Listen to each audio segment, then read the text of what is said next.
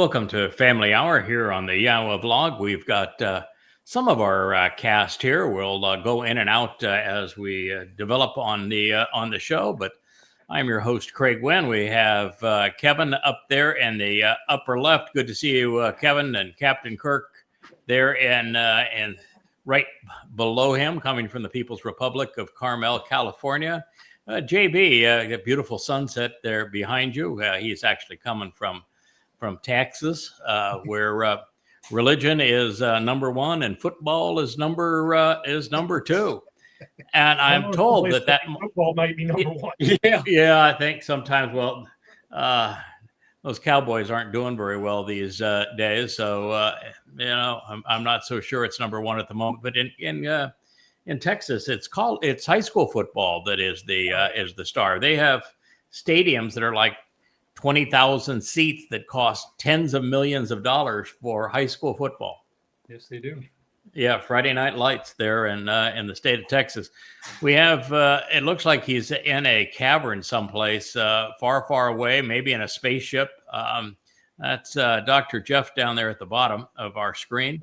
I'm assuming, Dr. Jeff, that you are on call and are working now. Oh, he can't even hear us. Doesn't even know what we're talking about. Well, if you ever want to say something bad about Dr. Jeff, this is this is now your opportunity, because he can't hear a word we're saying. Hello. But hopefully, hey, Dr. Jeff. Yeah, there you are. Good to have you here, bud. It looks like you're in the hospital. I am indeed. Yep. Anybody dying to see you tonight? Hopefully not. Hopefully not, huh? Yep. Did he drop? Just three so far. Just three so far. Yeah, when you're a pulmonary emergency surgeon, you don't get to see people on their absolute best day. When they come in and they need you, chances are they're not doing very well. And over here on my left, he is actually sitting on my right, but we've got to pay attention to the way things are actually set up here on camera. That is Rich. He is the captain of our cables. He is the producer of the Yahowah vlog and also a contributor to it. So it's good to see you, Rich. He's my mode is, guys. Yep. So he has sent us those really beautiful pictures these last couple of nights of the full moon rising over the island across the sea from his dwelling. It is just absolutely gorgeous. As we keep on reminding him, he is not in Kansas anymore. Yeah, I'm not going back. No, not going back to Kansas anytime soon. Yep. It's a little warmer here today than it probably is for any of you across the country, even in the People's Republic of California. I see you're wearing a sweater. Well, so, yeah. And this, the rumor is that by the time you hit late October, early November, you actually get a few days of sunshine out of the fog. You do. Just in time to enter winter. Right behind me, yeah. Yeah. Yeah, well, okay. Carmel's pretty that time of year. It is. All right, what we're going to do is we're going to return to the 33rd Mizmowr. This series is Gibowr, which is confident and courageous. It was authored by the most confident and courageous man of all time. That would be Dowd. Yahowah routinely tells us that his beloved son, Dowd, is in fact confident and courageous. He is Gibowr. To the surprise of many, the person that is perceived wrongly to be an angel in the visit with Daniel as Gabriel is actually a man. It's Dowd. His soul was brought forward in time from his first of three lives to talk to Daniel, who would write down the prophecy he was issuing about what he himself would do. That prophecy is just so much more powerful when you realize that the Messiah was talking about what the Messiah would accomplish. Right. And one of the great stories of all time, and that's actually Dowd. And similarly, Michael is not an angel either. He's a man who was actually brought back in time as opposed to forward in time. And Gabriel means God's most compassionate, courageous, and capable man, while Mikael means one who knows and understands such that he is right about God. Anyway, we're returning this to a Mizmowr, means song. It was ascribed by this very man, Gabriel, who is called Dowd. That is his name. For those who might be tripped up on that and think that they never heard of a Dowd before, the Hebrew word Dowd means beloved. That is the way that his name is written in the text of the Torah and prophets, is DWD, with the wah creating the sound of the O vowel, very much like it does in so many English words. And so it's Dowd. There is no V in ancient Hebrew, and the I is not there in his name as he himself wrote it. And he is in this series of Mizmowr 33, 34, 35. He's talking about his relationship with Yahweh, his relationship with his people, and some of the most important relationships in his life, including that with the herald that would restore his dignity. Dowd is the most copied, counterfeited individual in human history. He was the first victim of wholesale identity theft. If you've heard of a person named Jesus Christ, you would know the number one that was created by counterfeiting Dowd. Dowd is the actual Messiah, not Jesus. Jesus never existed. Dowd is the actual Son of God, according to God, not Jesus. And Dowd is the actual Savior who fulfilled Pesach, Matzah, and Bikuwrym, not Jesus. And Dowd is the individual who's called the Chosen One. He is the former king, and he will be the returning king forevermore. None of those things apply to Jesus. Now, you can't just replace Dowd with Jesus in the New Testament, because the entire New Testament, from conception to conclusion, is bogus. It's absolutely a disgusting rag. Nothing that it says is actually true. And not only didn't Jesus exist, Paul, who invented this beast, did several things which just defy imagination. One is that he claimed that his Jesus was the totality of God. You should be blown up by now. Wow. I mean, can you imagine you're going to create a religion where you have a mythical man, somebody didn't even exist, and you're going to say this mythical man is the totality of God. Your God is so small that all of him fits into a human form. Right. That is one wimpy, pathetic.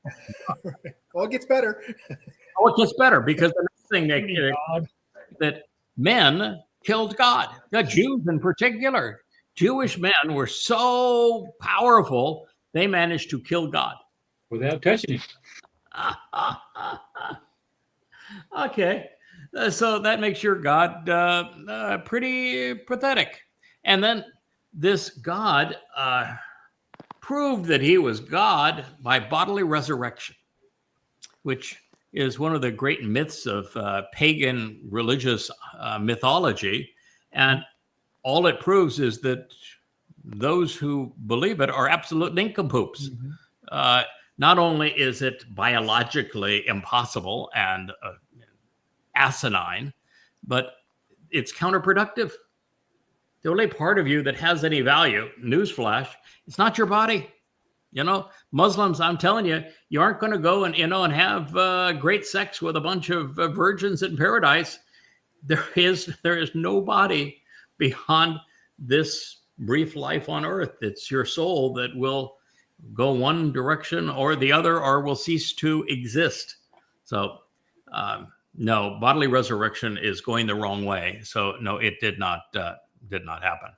And of course, just further impugning the whole Pauline Christianity myth, Paul constantly tries to prove his lies by pretending that his Iousu Christou was prophesied, and that his religion, which would annul the Torah and replace it with, but I, Paul, say, believe my gospel, he never once quoted God accurately, never once named God, who's Yahweh, and never once cited him accurately, always misquoting him. Now, if you think that God inspired a man to constantly misquote him, then you are probably, religious and really stupid, by the way. And he then claims that he was called by this Iesous Christou. Of course, he has three different variations of the same story, and they don't mesh at all. They're all contradictory. And the one that's the longest, which you would think that's the one that he has the most complete recollection on, he actually cites a line from Dionysus. It's difficult to kick against the goat. Right. That's the most famous line from the Euripides play, where it's Dionysus that says, with an established religion, it is really difficult for you to oppose an established religion. And so he quotes Dionysus, puts those words in his imaginary God's mouth. I mean, it's truly astonishing. And then Paul, who, by the way, wrote the first 14 letters of the Christian New Testament.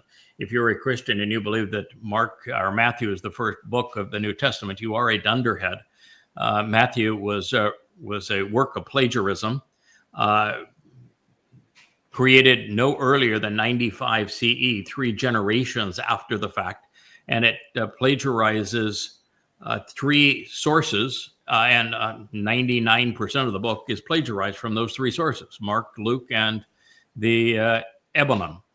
So, no, it wasn't Matthew. And then you might say, well, how about Mark and Luke? Well, Mark and Luke were both devotees of Paul. They were part of Paul's posse. And they wrote the gospel according to Paul and didn't do so until 20 years after Paul wrote his first letter.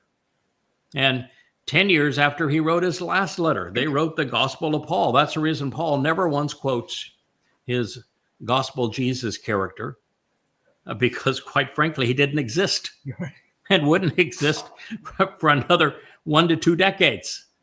So, the script writers weren't born yet. Oh, God. Oh, but they'll say, oh, you can't say that he never existed. We have Josephus, and he is a great historian, and he wrote a full sentence about him. How old was Josephus when the crucifixion occurred? 0. Negative. He was negative 4 years old, wasn't he? Yeah, he wouldn't be born for another 4 years. So, no. And the oldest... he wrote in Greek, the oldest Greek manuscript of what Josephus wrote, where the name would have been Iesous Christou, to be consistent with the mythology. The oldest extant manuscript in Greek, what does it date to? Do you guys know? Is it? The answer is the ninth century. Oh, wow. Much later. Longer than I thought. Yeah, between 700 and 800 years thereafter. So, yeah, there is nothing. I mean, it's just the crudest, dumbest, most idiotic lie ever proposed, and so it is based on Dowd David, and Dowd David made it possible for the lie to be promulgated, because Dowd is the Messiah, so the Messiah was there in 33 CE in his second of 3 lives. Dowd is the king and returning king, so there was a king. Dowd is, according to God, the Son of God. So there was the Son of God there at that time. And Dowd wrote graphically of his own crucifixion 1,000 years before he endured it. And so there was a crucifixion on Passover. And there was a journey into Sheol, where his soul went into Sheol with our guilt, exactly as was foretold. And so that was such an amazing series of events. All Paul had to do is misname him, and then he could go forward with the lie. But can you imagine? I mean, there is zero reason that Rome would have crucified mythical Jesus. I mean, he's a doofus out there. with his lovely little parables. Never did anything to anybody. The one time that he is called the Christ, the one time he turns to Peter. Simone, who is later called Peter, and he says, "Don't tell anybody that. don't do that. I absolutely forbid it. Do not tell anybody that. The bad things are going to happen if you tell anybody that." So, and by the way, the comment was in front of Pan, which is the gates of hell in the Greco-Roman world, and the next line out of fake Jesus's mouth is "Get behind me, Satan," looking and talking directly to the very person who came up with the line, which, by the way, does not appear in any first, second, third, or even early 4th century manuscript. That line, "You are the Christ," and then, "Upon this rock I'll build my church," that whole discussion does not appear in any manuscript until Codex Sinaiticus and Vaticanus. And you know why it appears in those manuscripts and no place else? Because Eusebius wrote them. Eusebius. And he had a real problem. How are you going to have a religion called Christianity? How are you going to have a Christ if somebody doesn't make the declaration? And so he just wrote it in. And it's not found anywhere up until his time. Wow. So, there you go. But, if you're Dowd and you're appealing before the Roman authorities and they say, "Who the hell are you?" He says, "Who the hell am I? I'm King Dowd." You just happen to be in the city of Dowd. This is my damn city. I built the damn thing. We're here on the Temple Mount. I bought it. You want to see the receipt? Yeah, you're damn right I'm king. Messiah, anointed 3 times, pal. Yeah. You want to screw with me? Yeah, but I am the Son of God. Now, what are we going to do about that? In fact, what we're going to do about that is you're going to go ahead and crucify me because I wrote about it, 1,000 years before. So let's get this over with. And by the way, let me just fill you in on what's going to happen to you after you do this to me.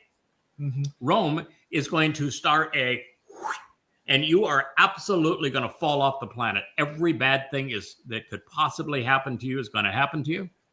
And ultimately, you're going to be destroyed. And then there's going to be a church that's an absolute piece of crap that is going to grow out of you.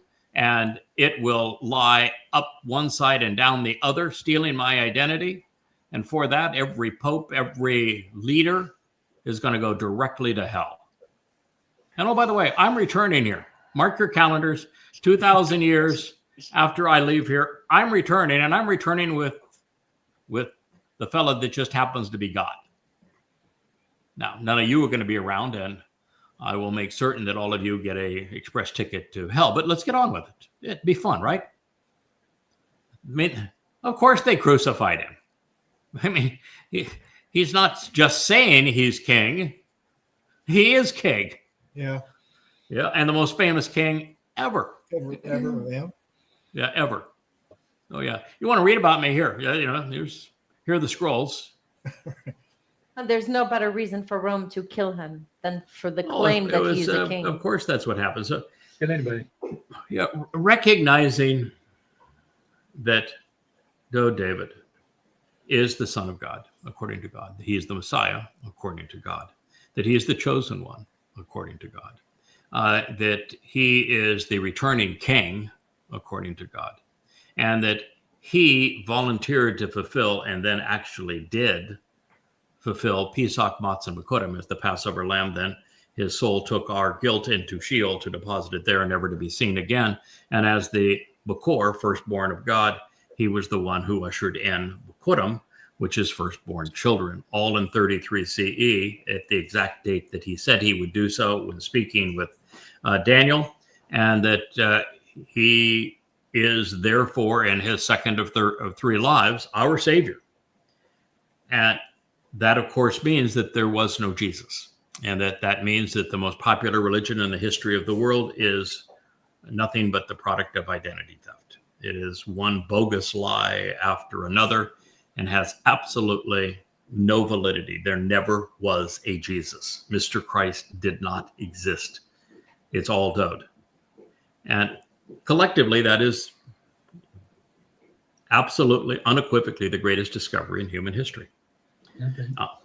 That doesn't mean that we're going to get people to agree with it. You've got 2.5 billion Christians who you can prove their religion is absolutely worthless. Like, for example, God's not a man and men cannot kill God. And if you check every citation of Paul in your New Testament, you will find that it's misrepresented.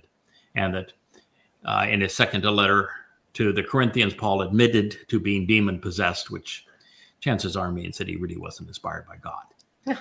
Chances are. Yes. So you can point all that out to them and prove it, and you're not going to change a Christian because faith trumps evidence and reason. So the realization that David is the Son of God and our Savior isn't going to appeal to them. And of course, if you're dumb enough to believe that a God who spends all of his time in hell is God, that someone that claims that the only way you can exist as a Muslim is to die killing for me. And oh, by the way, if you look at a woman wrong in this life, you're going to die, but your reward for treating women like crap and raping them and then murdering lots of people will be a constant stream of virgins in paradise. And if you're stupid enough to believe that, then chances are the truth about who Dowd is not going to resonate with you. So we won't worry about Muslims trying to figure this out. And then you're dealing with religious Jews. They're the ones who created Christianity. They're the ones who created Islam. And when you listen to what they have to say about Judaism, I probably posted 100, maybe 150 of them. So they are absolute numbskulls. I once thought that the dumbest religion ever was Mormonism, maybe rivaled by Scientology. No, But it's no. Judaism. No, it's Judaism. I've been saying it all along. It's They are Judaism. absolutely out of their gourd. It is the superstitious, stupid, woo-woo, out of touch with total reality. Yeah, it is. It's easily the dumbest, most controlling. Very much. Religion Especially ever. of women. The rabbis have been the greatest curse to Jews ever. And it's one of the things that make a point of proving. So you're not going to convince them. And of course, you have a really high percentage of Jews and of young people today around the world who have flocked to Marxism. I mean, they just elected a Marxist mayor socialism, but in New York. And they're not smart enough to understand the history of Marxism. We played this game. I lost. The Soviet Union was a Marxist regime. Adolf Hitler and the Nazis, they were Marxists. And collectively, one killed 80 million people. The other one killed 55 million people. We played this game. Yeah. It didn't work. And not only were they murderous, but they suppressed all liberty. Totally dictatorial with these Marxists. And what they did is they drove all economic progress into the ground because there's no incentive for anything. And so no one works. There's no inventiveness. There's no incentive. There's no productivity. Everybody ends up dirt poor with no opportunities for anything. And your lives are totally miserable and completely controlled. And all you had to do is look at North Korea versus South Korea. Or East Germany versus West Germany. Or look at where MAGA is dragging us. Yeah, just look at the comparison between the two, and you realize, boy, that Marxism is really stupid. And they elected a Marxist mayor of the city of New York, and I was elected because 85 or 87% of women voted for him because there's something really wrong with women voting. I'm just sorry, but just. Call a spade a spade. If you're 85% of you are voting for a Muslim Marxist, you're dumb. You really you actually shouldn't be driving a car on your own. You most certainly shouldn't be pulling a tab in a voting booth. You're just not smart enough to know what's going on. And I say that as the foremost expert on Islam in the world. So, you're just... never forget went out the window, didn't it? Oh, yeah. Yeah, I never forget. That's the whole thing about 9/11. Never forget. And where are they now? I mean, how long did that take? 9/11 was a suicide 6 bombing. years. And now you have a Muslim mayor of New York City. Promulgates It's just today's youth, and for some reason, women voters. The combination of the two is diabolical, and what they will do. Now, I can understand why people would say, we want to vote for anything other than Trump. If we were political, we would probably say the same thing. I mean, Trump is the Antichrist. He is demon possessed. He is horrible. MAGAs are complete and utter idiots. So I understand on the other side of the equation, there ain't much to draw to. But when the lesser of the two evils is being compared to a Muslim Marxist, I mean, you are in deep shit. And you vote for the Muslim Marxist? Wow. Yeah, it's we are in terrible times. Muslim Marxist. What you realize, it's that in the times that we're living in, a message that is complex as the one we're delivering, and that is as far out of sync with modern sensibilities as Yahweh's testimony. It's at very best, we're going to appeal to 1 in a million people. I was having a discussion on X this afternoon with a really bright individual. He born in India, now lives, I think, in the Bay Area. But he just was such a delight to communicate with on X, because most people on X are genuine dunderheads. It's a cesspool of racism and anti-Semitism, MAGAism and Marxism, and it's neo-Nazism. It's just really an ugly place. And this one individual kind of stood out because he had some interesting comments, and he's just talking about how utterly foolish people have become, and there just is so little hope that you can reason with them. I think it really is that we're down to 1 in a million. Now, God's been down this road before. He came to earth and found Noah and his family to be the only people that would listen to him, that had left the influence of society to reject religion and politics, and were on their own. And he found that he could speak to Noah, and Noah would listen to him and do as he wanted. That was kind of I feel like we're building our own ark here. Unique situation. And then, in the world of many millions of people, he found Abraham, who wasn't the sharpest tool in the shed by any stretch of the imagination. But Abraham and Sarah had left Babylon, and that was enough to begin a conversation. And ultimately, the narrative of the covenant was delivered to them. But oh my gosh, how disappointing God had to be in them, and the way that relationship turned out, or then with Yishak, or then particularly with Jacob, or even worse with his children, or even worse by 1,000-fold his descendants as he led them out of Mitzrayim. They were just malcontents. And I'm sure there's a medical term for the children of Israel in the Exodus, Jeff. What was that? What would that be? Anencephalic morons. Okay. They were so mean to God that they told God to shut up and go away. They never wanted to see him or hear from him again. Brilliant move. Oh, brilliant move. They went to Moshe and they said, we hate you. We're going to stone you to death. And Moshe said, God, why don't you just put me out of my misery? That's not how I really want to go. Can't you just kill me? Because these people are impossible. I want nothing to do with them. I want out of this deal, man. If you put me in a winless situation, I want out.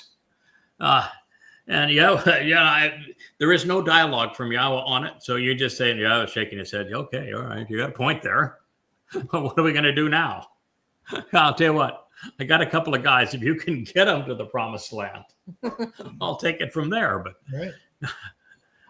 between now and then, there we go. Keep the eyes on the prize, pal. Oh my! And then you look at Dowd. He finally says, "Okay, this is my guy. This is my chosen. This is the kind of guy I like. He is Gibowr, man. He's a man's man. He is courageous. He's confident. He's articulate. He loves love and loves to fight. He's my Never kind backs down. Yeah, he's my kind of guy. He's really smart. And I mean, he gets run over. I mean, just absolutely plowed into the ground first by his own people, led by King Saul, who hunt him down and try to kill him. Mm-hmm. And after all that mess is over, his wife turns on him and calls him a creep. And then after that's over, he has his son lead a revolution, a coup against him. Mm-hmm. And, his own son screws his concubines. I mean, Chase. And so Dowd is crying over all of this. So he obviously didn't succeed in it. And he's as good a man as there ever will be. And Moshe is no slouch. He was a fine man as well. And I can tell you, God's got some moxie. I'm sure that his speech to the Israelites was lacking in nothing, and they turned on him too. So it's a fun job that we've been given here. I guess the very fact that there's a few hundred of us at this point that are devoted to the cause, we have the high game score at this point. Right. Well, Yah's secret weapon is Medad. Yeah, Medad. Yes, Medad and Eldad, where when Moshe did his meltdown in Numbers 11, where God preceded him, so Yahweh wasn't in a position to criticize Moshe much for having his meltdown, because if you open the 11th chapter, God is torching everything, and he is so mad. Everything around the encampment is going up in flames, and so God's PO'd, right? And what else? How would you else describe it? When you burn up every living thing around the community because you're disgusted with the people, you're PO'd. And so then the children of Israel, they turn on Moshe, and they come to him and say, "Man, we don't like this deal. We want to go back to Mizraim.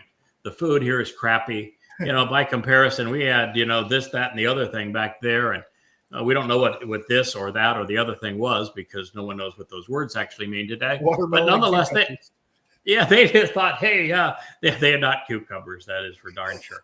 And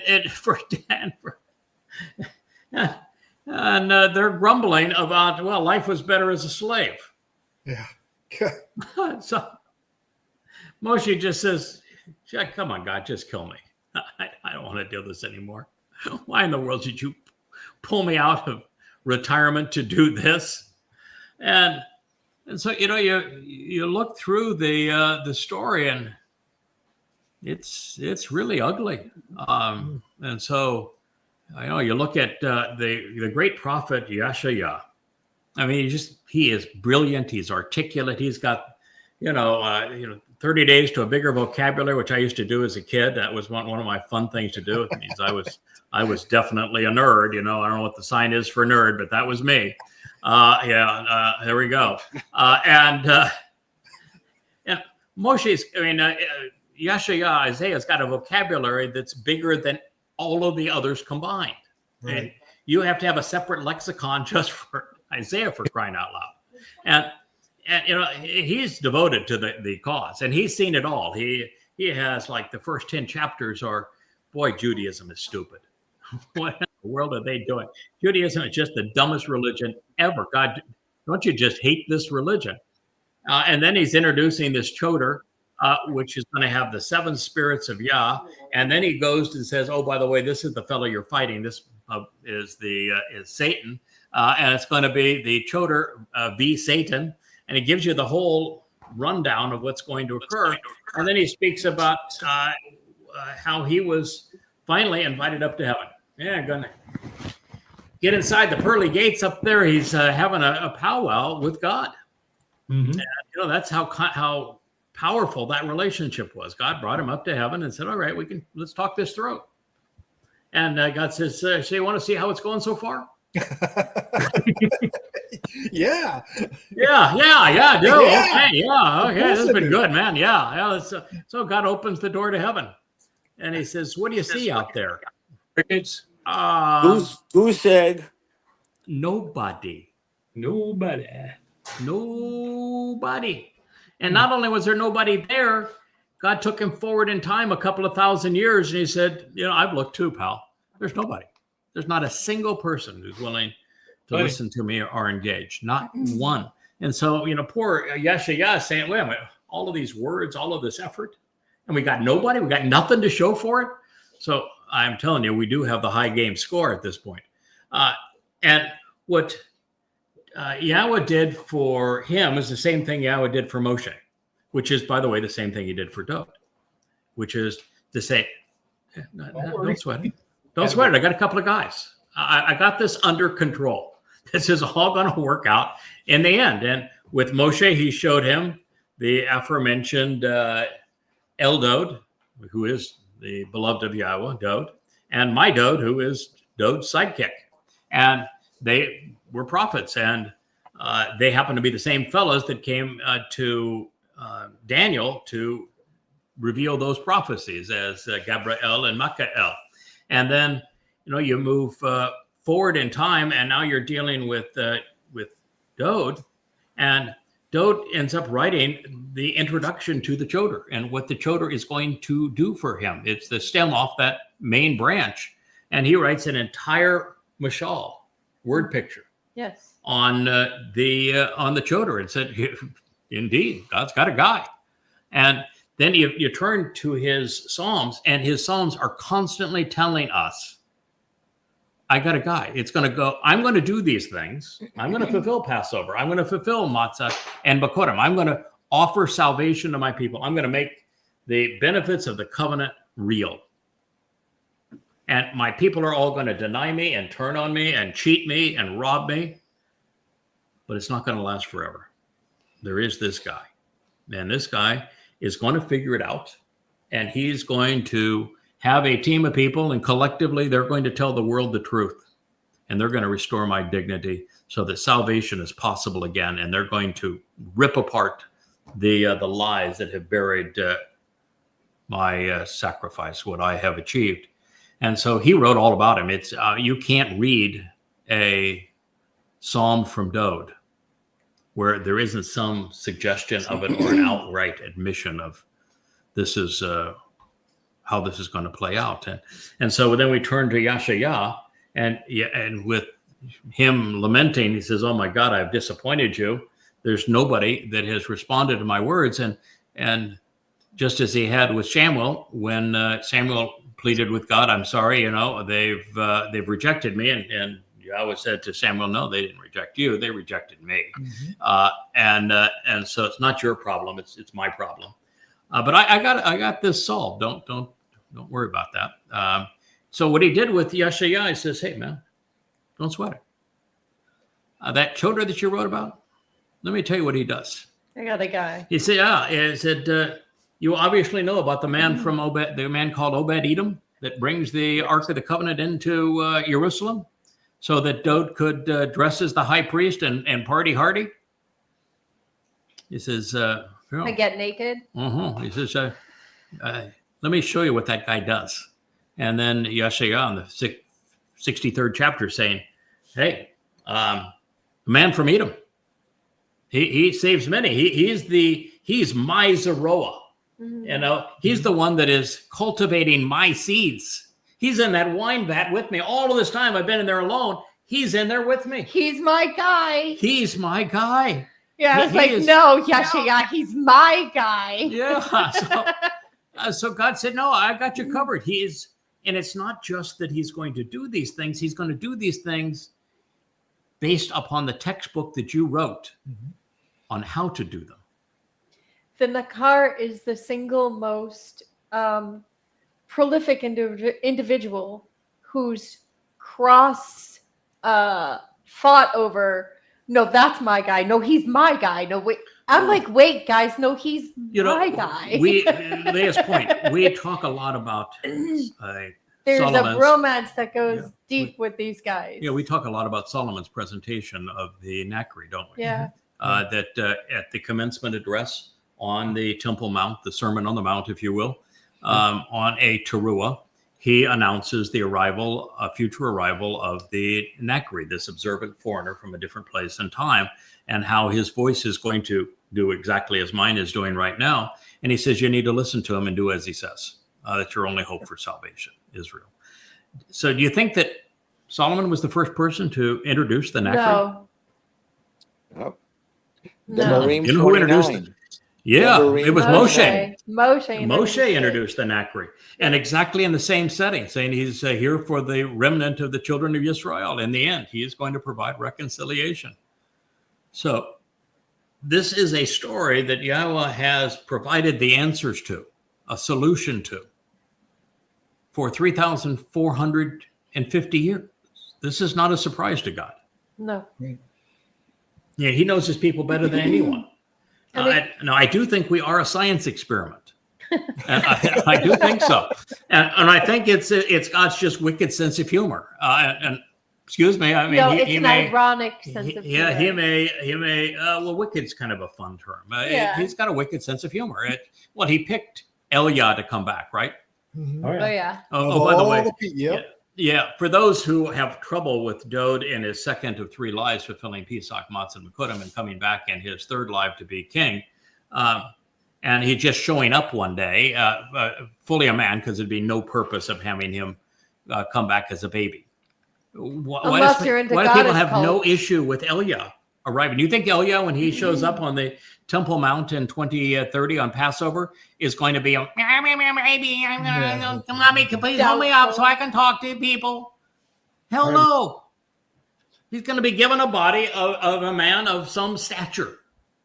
I don't know if he's going to be 34. Gosh, I hope he's at least as old as I am, or I'm going to feel really creepy around a guy that, is a couple thousand years older than I am. So, right. Hold on, kid. Hold on. Who are you Hold on, calling kid. Yeah. I know. So he's going to come back in the body of a man. His soul is going to be put back into the body of a man, just as Dowd's was 3 to 4 years before he fulfilled Pesach, Matzah, and Bikuwrym.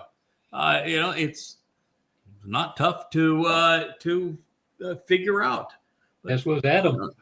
Yeah, absolutely. Yeah, Adam was not brought into the world as a squirmy little wiggly kid. No, he started as a man. So God obviously can create the body of a man and put a soul in it, can't he? Yes, sir. He's going to do it again with Yah. He's done it already twice with Dowd, and will do it a 3rd time. He's got this thing pretty much down pat. He's the called- architect of E=mc². He can do what he pleases. Yeah. So it's God's got the plan. This is his plan. He's got his players. The story of what he's going to achieve and how he's going to achieve it is known for a long time. But as I was saying, on God's science experiment, with it being just a colossal failure with the children of Israel during the Exodus. I mean, just an absolute, total, and complete failure. Every way you turn, it was a disaster. And Moshe being an extraordinary individual, and God was right there with him, as the light, the pillar of light and the pillar cloud. And he's speaking to Moshe all the time, trying to patch him up and say, oh, come on, kid, let's get back up. Eye on the prize. We got a job to do. And even in that, they failed miserably. And everybody knows that they've heard Yah's voice. Everybody knows that Moshe's his guy, that Moshe's with him day in, day out, and this still goes sideways. And they still go sideways. And they never get anything better than sideways. And most of the time, they're back asswards. Right? Yeah. And so that's 40 years of just total and abject failure and grief. And that's God personal presence with the man most qualified to do the job. You couldn't have anybody with better credentials to do that job. Yeah. And then Yahweh later chooses Dowd. He starts grooming him from 8 years of age, gives him his Ruach spirit, and empowers him to accomplish everything without fail. 66 battles, defensive battles for Israel, never lost one. I mean, that pretty darn good success rate. I mean, he gave him everything and inspired him to write all these prophetic songs and everything else. And it ended in abject failure. I mean, look at his son. I mean, his son started off and might have been a decent human being for some 7 or 8 years, and then he fell off a cliff. He went into the whirlpool of the cesspool with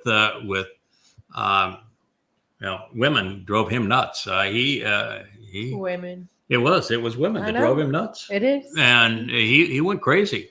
And so that did not turn out well. And then you look at the history of Israel from that point on, and it is the story of abject failure.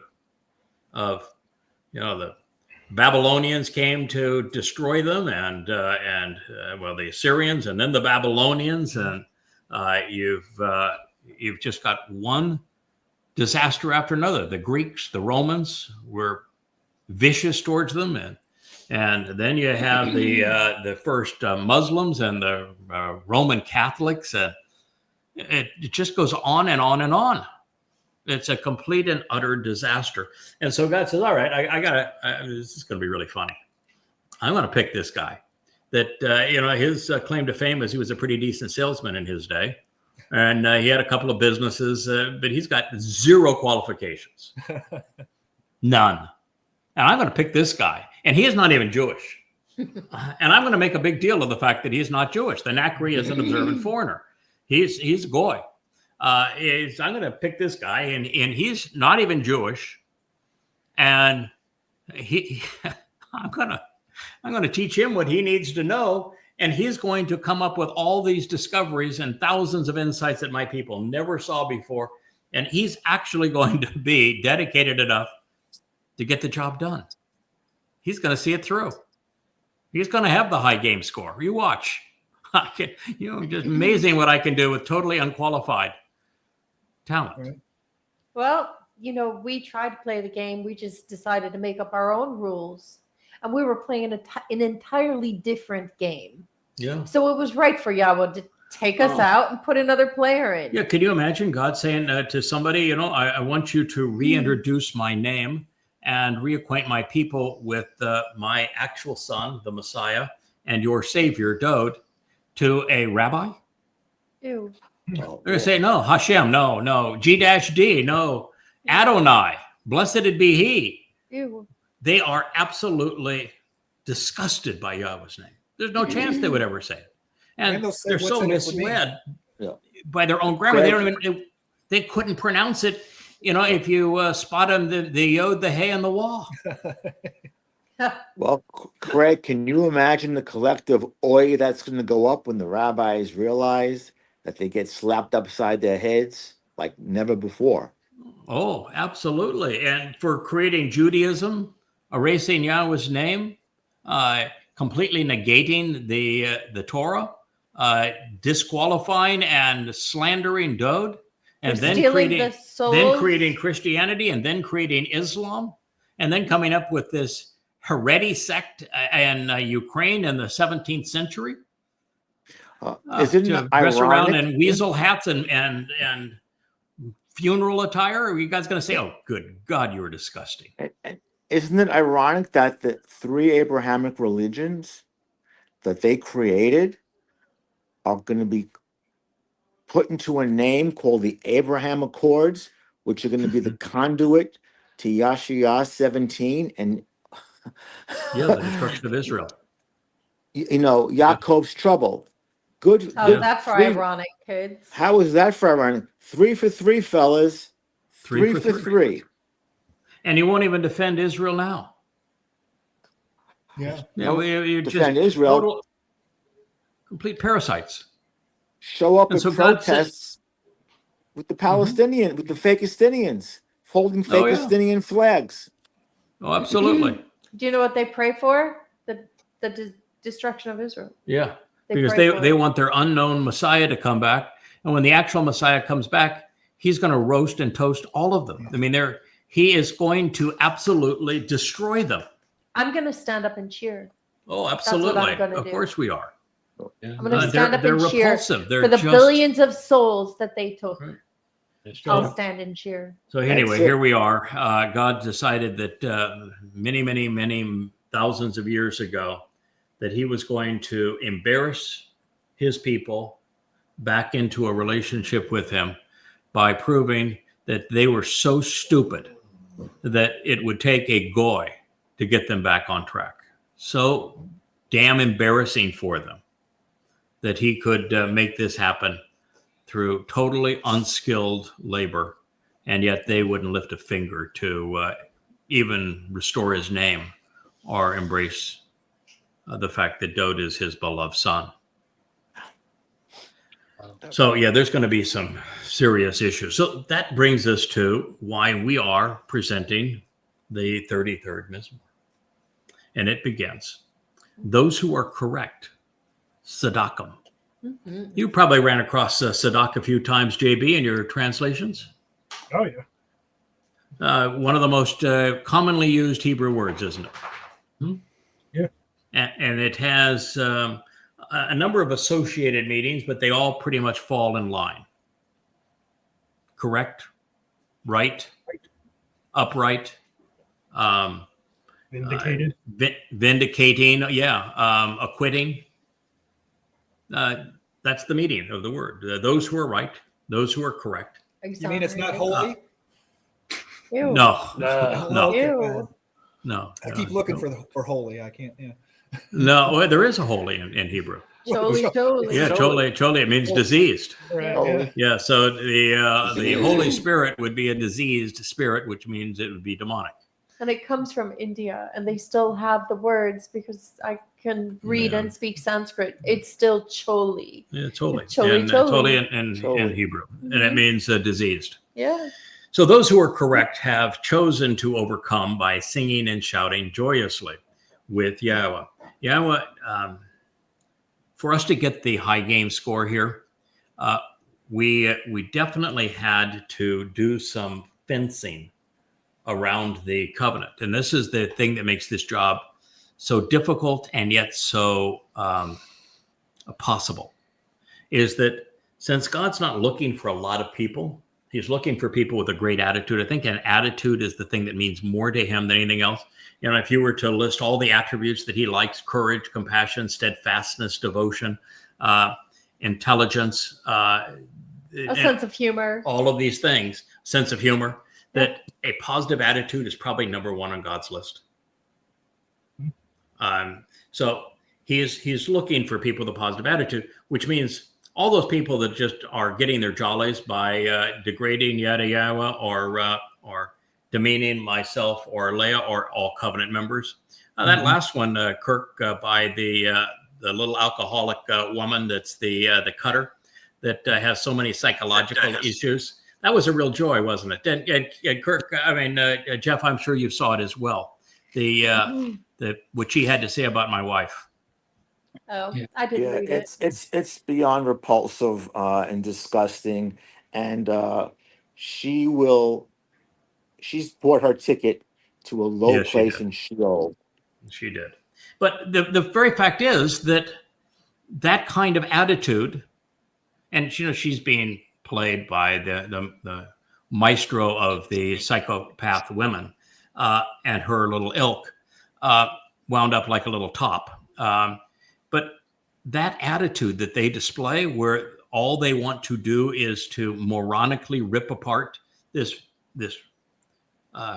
library that has finally revealed who Dowd really is and restored the Son of God's dignity, and they want to destroy it. That attitude, not welcome.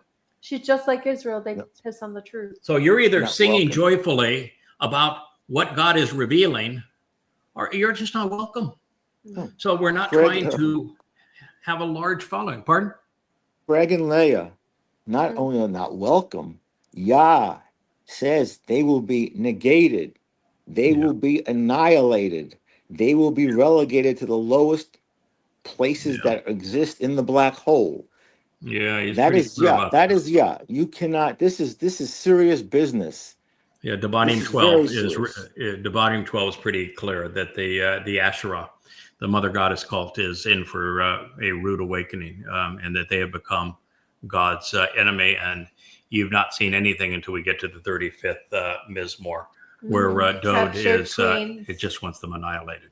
And he is absolutely beyond himself disgusted. Anyway, you can't have that kind of an attitude and be around God. Now, God's a realist. I mean, it's not that you can't speak harshly. God actually shazak. You use that word all the time, Dr. Jeff. I know it means something to you, because being harsh, being firm, being unrelenting, being uncompromising is God's style. So you can absolutely be harsh and still have a positive attitude. What you're saying is, my loyalty and my passion is with Yahweh, and those who are opposed to him, or the work that needs to be done to restore Dowd's dignity, requires steadfastness and resolve, and occasionally harshness. You know, you used to use a analogy that I thought was great years ago. You said, well, if you pull down the cover off of your child in the crib and there's a rattlesnake, do you really have any trouble killing the rattlesnake? I mean, just no. Yeah, I mean, we went even further and to say, all right, if you bought a home for your family, and you found that home had the basement and the attic infected with rats, and they were carrying the plague. Yeah. Would you move your family into that home, or would you exterminate the rats first? I think I'd exterminate, the rats. Exterminate the rats. All right. Yeah. And that's exactly what God was trying to do with Jews moving into the promised land. And that's really what he wants to do before we return to Gan Eden, is they have to be exterminated. And so, you can have an exceedingly positive attitude about what God's going to do for us and bringing us back to Eden, and how brilliant God is and fun he is to be around. Oh, you don't have to convince me. I love pest control. Yeah, but at the same time, Very good. I'm Yes, laughing I here do. because we took our Moke, which is our little electric vehicle, and we went to with Rich too, and with Wookie. We went to our favorite little beach restaurant, and there was a spider about the size of 10% of the size of my nail there on my pinky finger. And its web took up half of the window shield. It had its web that it had built on the Moke. It had been very industrious. Yes, and Leia just freaked out. I don't stop like the Moke, spiders. stop the drive. You've got to get it now. And this is the tiniest little spider I ever saw. Yeah. And you just have to get that. Just get it off. Yeah. Yes. So, I can see that. That's the only irrational fear I have are snakes and spiders, and I am a complete girl when it comes to that, and utterly irrational. That's okay. Spiders are bad. Spiders and snakes. No, it's not for Leia. No. All right. So the approach of the straightforward and upright, Yashar. Again, two different words for right. Sadak and Yashar. So he's beginning to make a point. Being right with God is essential. He says that the approach of the straightforward and upright is appropriate and fitting, laudable and excellent. And the thing that you have to do if you're going to be Dowdian, if you're going to accept what the Messiah has done for you, is you need to toss away, I would say shit can would probably be the proper term, faith. Oh, definitely. Just trash religion, trash your politics, trash faith, and get right. And the only way you're going to get right is to either study and be able to read the Torah and profit yourself. And you can do that. It's just, I don't know if you have enough time left to be able to do all we have done, or you read these books. That's really your choice. Take your pick as to which one you want to do. And the reason I say I'm not sure you have enough time is that we really did something extraordinary as it relates to this text.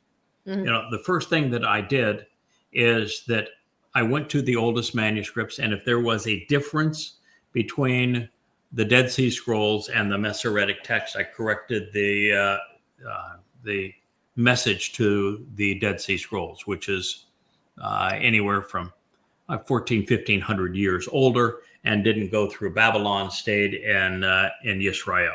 So that's the first thing we did. The second thing we did is we stripped every word of the diacritical markings of the rabbis, the diacritical markings of the Masoretes. What does Masoret mean? Do you guys know? Yay! Escapes. Yeah, it speaks of deception. Yeah. They exist to deceive and to mislead, and their diacritical markings were a con job.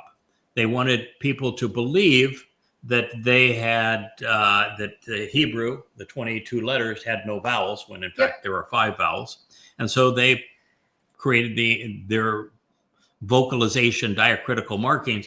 But with the diacritical markings, they changed the words' meanings. So the second thing I did is stripped every word of the diacritical markings and looked at the text for every word that was written in the same way without the diacritical markings. And then the next thing I did is, just in case that was not enough to reinforce the proper meaning, is I went to the verbal roots. And I defined every word by its verbal root, its actionable basis, which is the safest way to go about properly coming up with the definition.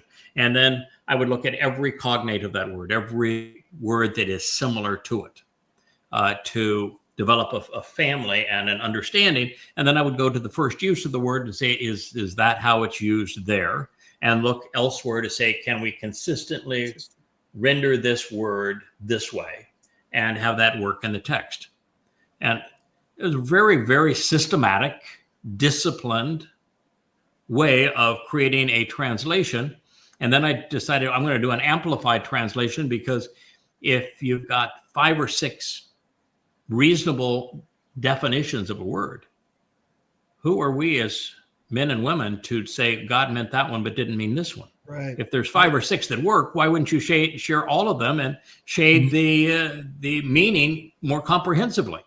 Mm-hmm. And then I decided, there isn't a single translator that's ever been honest with the reader and said, this is the word that I'm translating, and I'm going to give it to you in a generic form that you can put into a search engine, or you can look up, and like Kirk would do in a paper book, and you can look it up. And Kirk is very analog still, loves his books, and you can look it up and validate whether or not that translation is accurate. And that's really how we all came together, is that I was the first ever to create a translation that allowed the reader to challenge the conclusions that I had drawn and to verify them for themselves. So this is pretty extraordinary. And then I wrote commentary about how I came to a definition, if the definition was either contrary to religious thought, or was unique in some way, or that there were various ways of looking at it. I'll say, all right, in this particular situation, this word can mean any one of these things. I have chosen these for the following reason. Right. No one had ever done anything like that. And what you just took 7 minutes to explain took me an hour and a half to explain to Amira this afternoon. Yeah. When she asked me, how do I translate from the Dead Sea Scrolls? I'm like, wait, what? Okay, here's what you got to do. Yeah. It took me an hour to explain what you just did in 8 minutes. And so it is, you can try to do this on your own. And I've encouraged, and some of you have, like JB, you've done a fair amount of translating on your own. It takes an enormous amount of time. And energy. And it takes years and years before you're actually skilled at it. Yep. Because even once you get to a certain level, then you start dealing with the moods and the stems and the conjugations. And then all of a sudden you realize that so many of God's words are just jam-packed with symbolism. Like, Bakar is one of those that is becoming so valuable to us now. It means bull, but it also means mourning, and it also means observant.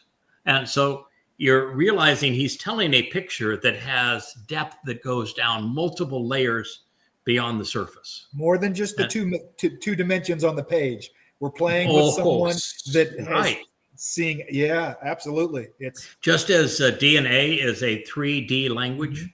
We write in English or another language, it's all flatland on a page. Well, DNA is a 3-dimensional language. And I think that God created Hebrew as a dimensional language and then you're also dealing with the fact that in Hebrew, the words are, verbs in particular, are like light. Yeah. And that means that they simply exist in time. And they move. They're in the fullness of time. There is no past or present or future tense. Verbs are the only constraint on time in Hebrew verbs is the imperfect and the perfect conjugation, with the imperfect saying this is something that is consistent and continual over time, and the perfect is something that is truncated or finite in time, but it could be finite in the past, the present, or the future, which means that this event is a one and done kind of thing. And it gives you so much depth and such a full palette. And then you begin to get into, what is some of the gender implications in the words? And, you can go off the deep end and say, well, Towrah is a feminine noun, therefore the Towrah must be a woman. Say what? Nefesh, which is soul, is feminine. Therefore, when it's Dowd's nefesh that's carrying our guilt into Sheol, Dowd turns transgender on us. Right. Yeah, no. But you still, you realize that there is an enormous benefit of a language that has male and female nouns, because then you can use pronouns and you can look what was the last word in the previous statement that applies masculine or feminine, singular or plural. It's marvelous, but it takes enormous amounts of time. And I don't even think you can do it even mediocre until you've come to know Yahweh. You really need to know who he is, what he's offering, what he expects in return. He is consistent. He is truthful. He communicates on many levels simultaneously, and he has one overall story that he's telling, and he's telling that one overall story from 1,000 different viewpoints. Right. And so you have to know him. You have to know his story to get it together. And what I've also found is in doing this, until you have invested upwards of 100,000 hours, that's a lot of time. In my case, what is that? 24 years, 10 to 14 hours a day, 6 and 7 days a week. Then that's a lot of time. Mm-hmm. But it wasn't until about 6 to 12 months ago that the floodgates just opened up. You had to develop such a foundation of knowledge. It's about a year now. And understanding to the point that you could look at a text that you have read 100 times. And just get it. And all of a sudden, it clicks. Wow, that's prophetic of what we're doing right now. Thank you for writing the script. I'm glad I saw it in time. And you could have tried to render it a year prior to that and you'd missed it. That you really have to grow up. And it's the difference between Yahweh working with an infant and working with an adult. Well, you don't have to. I mean, you can go join the multitudes of other cults out there. Oh yeah, that tell you what to believe. So it's really I think it's a great joy, and God didn't want to do it the easy way. For example, if he tried this science experiment with us, and he just did a data dump, then what's the purpose? Yeah. Okay, so what? You did a data dump, and they're regurgitating what you said. So, push play on the recorder, and there you got it. Mm-hmm. Or are you actually going to work with them and through them, or are you just going to use them? Which one is it? He never said to Dowd, his coworker, I used him. No, he said I worked with him. Mm-hmm. And there's a huge difference between being used and working with. Absolutely. Yes. Because it just negates your free will. And it also pulls, each of the prophets have their own life experiences and have their own perspective in the way that they write, in the way that they disseminate the message. Right. And it's the same thing, with you, that it has to be, you have to have your perspective to be able to disseminate it to this time. Because a data dump, all that gets wiped away. You lose it, And you have to have divine empathy. Well, you have to be attacked. You have to be kicked. You have to be spit at to have divine empathy so that you understand what Yahweh has gone through and is trying to achieve with his people. No one has augmented and defined and spent the amount of time to just get his message across in the way you have. All the words and all the hours. Beautiful example is the word, even in the right context, of like Yisrael. Mm-hmm.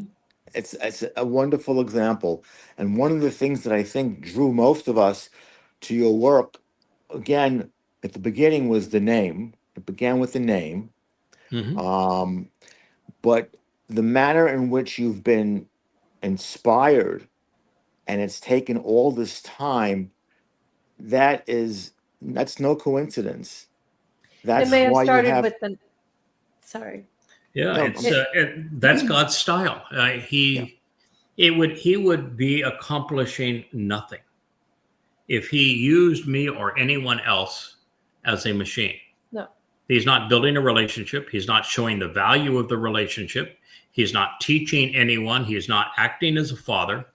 It is absolutely useless. There's the naysayers that say, well, you can't speak for Yahweh unless you get everything right the first time, have no concept of what God's trying to do with us. He's trying to show, I can take a person and I can equip a person to be my son or my daughter. I can help them grow up with me. I can teach them. I can guide them. I can prepare them. I can inspire them such that they are able to go out and actually speak and convey the message I want conveyed. And we together can make something extraordinary happen. And that gives God a sense of pride. 2 Sam 6. And 2 how Sam about 6, Obed, Obed-Edom. Obed-Edom. And how about the I don't want to use the term, but I will, the second coming of an Esau. How do you like that, rabbis? Yeah, I know. It's amazing, the depth of the story. The thing that is the most charming to me about the story of Obed-Edom, and for those that don't know, Dowd was desirous of bringing the Ark of the Covenant into Jerusalem now that he had acquired the city and the Temple Mount. And he had put a tent of the witness up there on the top of the Temple Mount, and he wanted to bring the Ark of the Covenant in. And as they were bringing it in, there was a bakar pulling it, which is a bull. And there was a numbskull that while this bull was pulling the Ark of the Covenant, which, by the way, it's not the way it's actually supposed to be carried. It has these long poles and you get people on both sides. But a bull was pulling it because that's what God wanted to display, that it would be a bull that would position the Ark of the Covenant in the right place. And you have a numbskull that decided, while it's going over a threshing floor, which means it would be a level floor, that he'd reach out and touch it. Like he was helping that bull pull that Ark of the Covenant in. And God said, you're dead. Just that's like that. Right. Killed it. And Dowd said, what the F? Yeah. You just killed him. Why would you do that? On here? Yeah. The guy just touched the Ark of the Covenant and you killed him. And Dowd went into conniption fit. Dowd just says, then I've got no clue here. I don't know how to bring the Ark of the Covenant into Jerusalem and put it on the Temple Mount. Yeah. I give up. And by the way, God, I think you overreacted. Yeah. And so it was a learning experience for Dowd. And God found a guy. He had that guy picked out for, maybe back billions of years. And the guy's name was Obed-Edom, the man who does the work of the man from Edom. And Edom is such a great name because it is based on Esau, who is the eldest brother of Jacob. And so by using Edom, what he's doing is saying, I'm going to restore this damn fractured family. I'm going to make you whole again. And the guy's coming from Edom. He's doing the work from Edom. And the name means, Obed is Abad.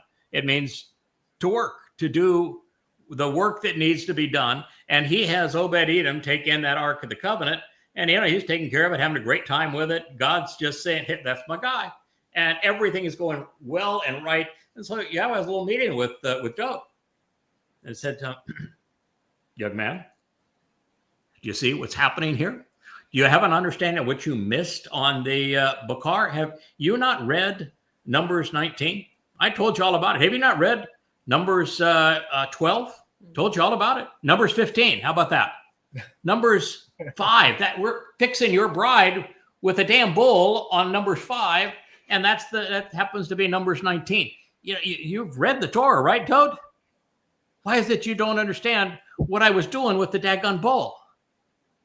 And Dowd says, oh, okay, I get it now. Obed-Edom, fixing the relationship. Fractured family, I get that too. And so Obed-Edom has the responsibility of now bringing the Ark of the Covenant into Jerusalem. And what does the king do? Well, Obed-Edom, who happens to be the man from Edom that Isaiah talks about in the 63rd chapter that saves many, then in the end, he is literally the savior for the remnant of Israel, the same guy. And he says, okay, you got this under control. You're doing the job that needs to be done to position the Ark of the Covenant where I need it. And so he dresses up wearing the ephod of the high priest, because he's going to anoint that Ark of the Covenant and the mercy seat on Yom Kipurym when he returns. See, he's got the story down now. He's not going to make the same mistake again. He knows exactly why Obed-Edom, who was the bull, needs to properly position the Ark. And all he needs to do is celebrate the daggone thing. He's king after all. God is a guy. And what God is actually saying here, I'm not expecting you to do it alone. We're going to work as a team. I got a team. I got a guy. And when we had the fractured family here, guess who just showed up? I got guys. I got a team. I got this under control. Don't worry about it. I wasn't born yesterday. I'm sure is what God is saying. I've learned a little bit along the way. I've got this figured out. Don't sweat it. And so that was one of the great stories of all time. And yet he's dancing and gyrating. And other than the ephod, the breastplate of the high priest, you know what else he's wearing? Nada. A smile? Nada. Nothing but a smile, baby. What was the apparel in Eden? Nothing. Nothing. No. And There you go. when Dowd returns, where are we going? Back to Johnny Johnny. done. Do you think Yeah. there may be a correlation between those things? Yeah. And how about one other correlation? The reason that Dowd was dancing, and it says often he was dancing in the presence of Yahweh. Yeah. Why do you think that Dowd was able to dance in the presence of Yahweh? Wasn't Nude. ashamed. Comfortable. Oh, you Sadak. Absolutely comfortable, because now he got it right. Now he understood. And when he was right with God, there was no problem being naked. When he was right with God, absolutely no problem with being naked. And that's the point he was trying to make to his nitwit wife, who tried to besmirch his reputation and condemn him. When you're right with For God, not being you're going to have no modest. problem being exposed. You're comfortable, you're confident being in God's presence under any circumstance. It's one of the great stories ever told. Yeah, you know what Yahweh did to the wife? Made her barren. Yeah, he did. After Dowd has the greatest retort in Yeah. all History. of human history. You are going to have to be on your. We'll get to it because it's part of the series. You're going to have to be Don't on your. give it away. You're going to have to be on your game if you're going to keep up with Dowd going forward. And if you realize you're playing to a party of two, and you've got Dowd and Elia at the entertainment section. Can you imagine being at dinner and you're going to keep up with them in terms of dialogue, and there's a little sarcasm going along, and they're kind of knifing each other, and they're kind of poking you in the ribs? Do you think you want to play? You better bring your A game if you're going to play with those two. That's right. And if you back down and you don't play, you're going to lose respect. So, you're going to have And for those who've never been to a Jewish sit down, Yeah. you better bring your. Oh A game. man, Dowd and Elia. Man, I thought I was pretty sarcastic and had a pretty keen wit, but whoa, I'm going to have to brush up to be in their company. You're pretty good at it too, there, Kevin. You've got the knife tongue when needed.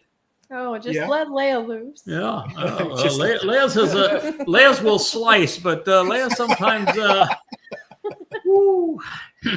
Nuclear. They have to, nuclear. Yeah, They say nuclear. Yeah, Yahowah uses chazak. He does described.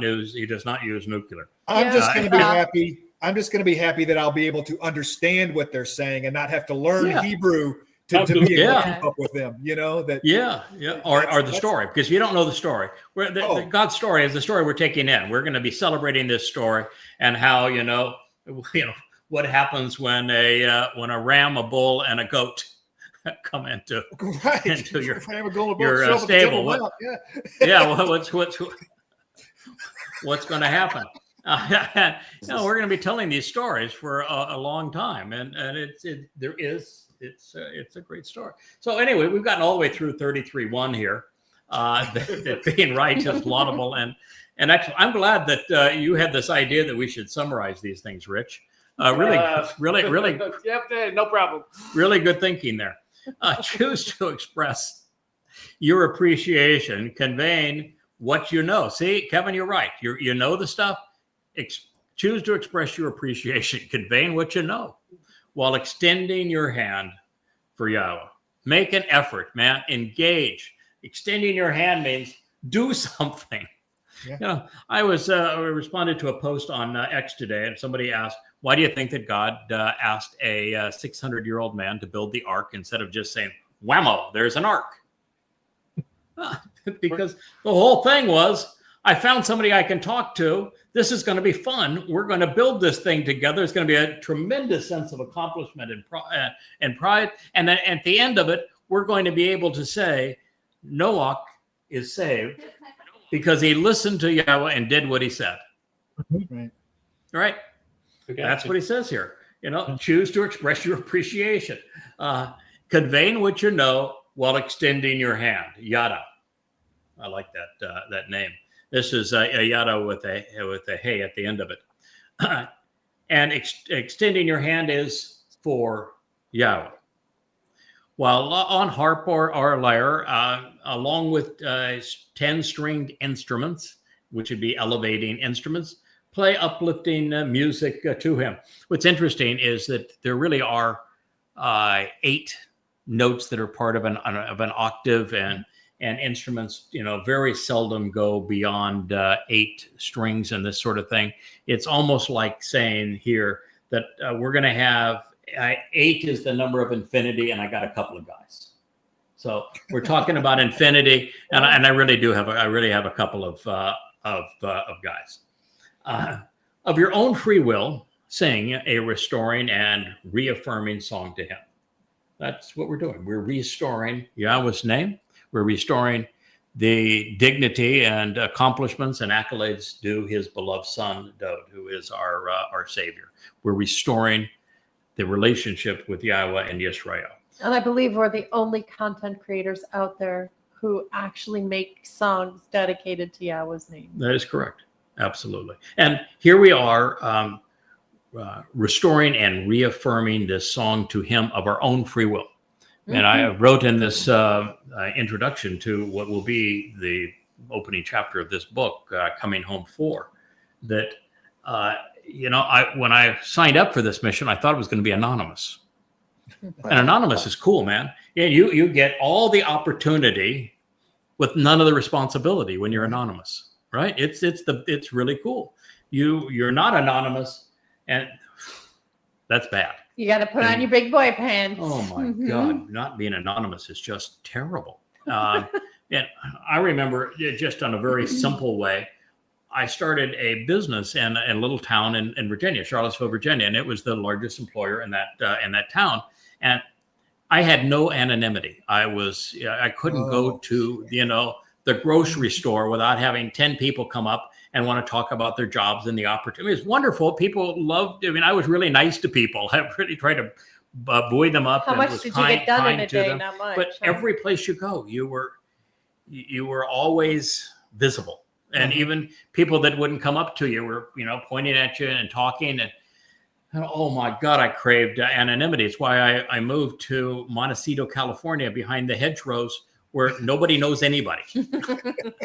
Behind the hedgerows, And huh? it's why finally when we met Leah, I said, let's just go off to an island someplace. No, Leah said, no, Yeah, I'm not yeah. staying here. Let's go. Oh my God, let's go to an island someplace. Please, this is Anonymity too is much. great. Yes, Anyway, it's so wonderful. I'm here. I'm working with Yahowah. We're discovering lots of fun stuff. Rediscovered his name, saying, "Well, that's worth a lifetime worth of work. We can retire now, right?" And then we come to this. Dad, you remember you were there, Kirk, when we did this. We came to Towrah, and because I was writing in a series called Observations. There's 5 volumes of a series called Observations, and we started with the Proverbs, the Mashal of Dowd, and we went from them into Yashar, Isaiah, and we came to the 11th chapter, and there it was. And there it was, man. You're hit by Oh, let me tell you, folks, he was so depressed. oh my He God. was so depressed that I actually had to get gruff with him and Shazak and be like, put your big boy pants on. Oh. This is your responsibility. And I remember that I said, this is what because we had a number of people that were very active at the time. I said, okay, this is what I've come up with. This is my most accurate translation of it. And I'm trying to deal with what this represents because, we're up against it in terms of time for Yahweh's return. And there is nobody who has ever fit this bill. And now what are we going to do about this? Mm-hmm. And you remember that, Kirk. In fact, everybody chimed in and said, well, I think it means this. And I said, well, I don't want it to be that. That's not good. That's really, really bad. Come up with the last person to accept it. But the very first thing you do is you just said right here, of your own free will, sing. Yeah. Okay, with God, we'd made a commitment, didn't we? We're going to go where the words lead. This is what he says. This is what he wants.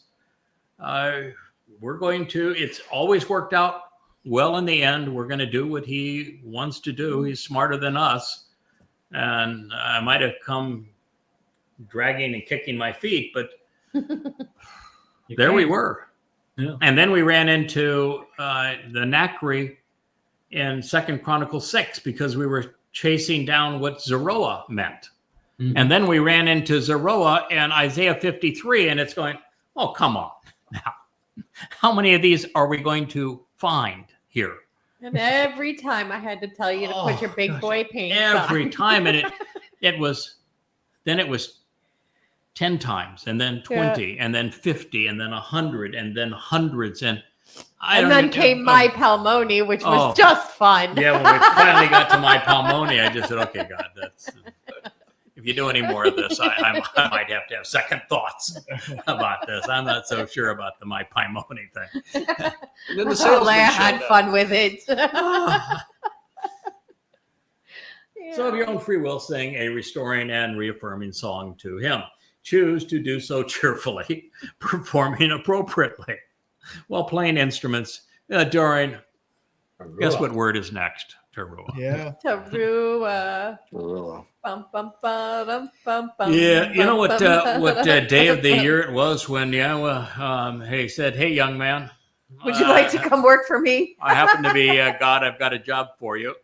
And, I'm Taruw'ah saying, 2001. Right. Taruw'ah 2001. Yeah, Taruw'ah 2001. And what is the day that this job culminates and has its most important the day of mark days. on the world? The day of days. Taruw'ah 2033. That is correct. And so Taruw'ah is actually the day of the herald. And so what is Dowd saying here?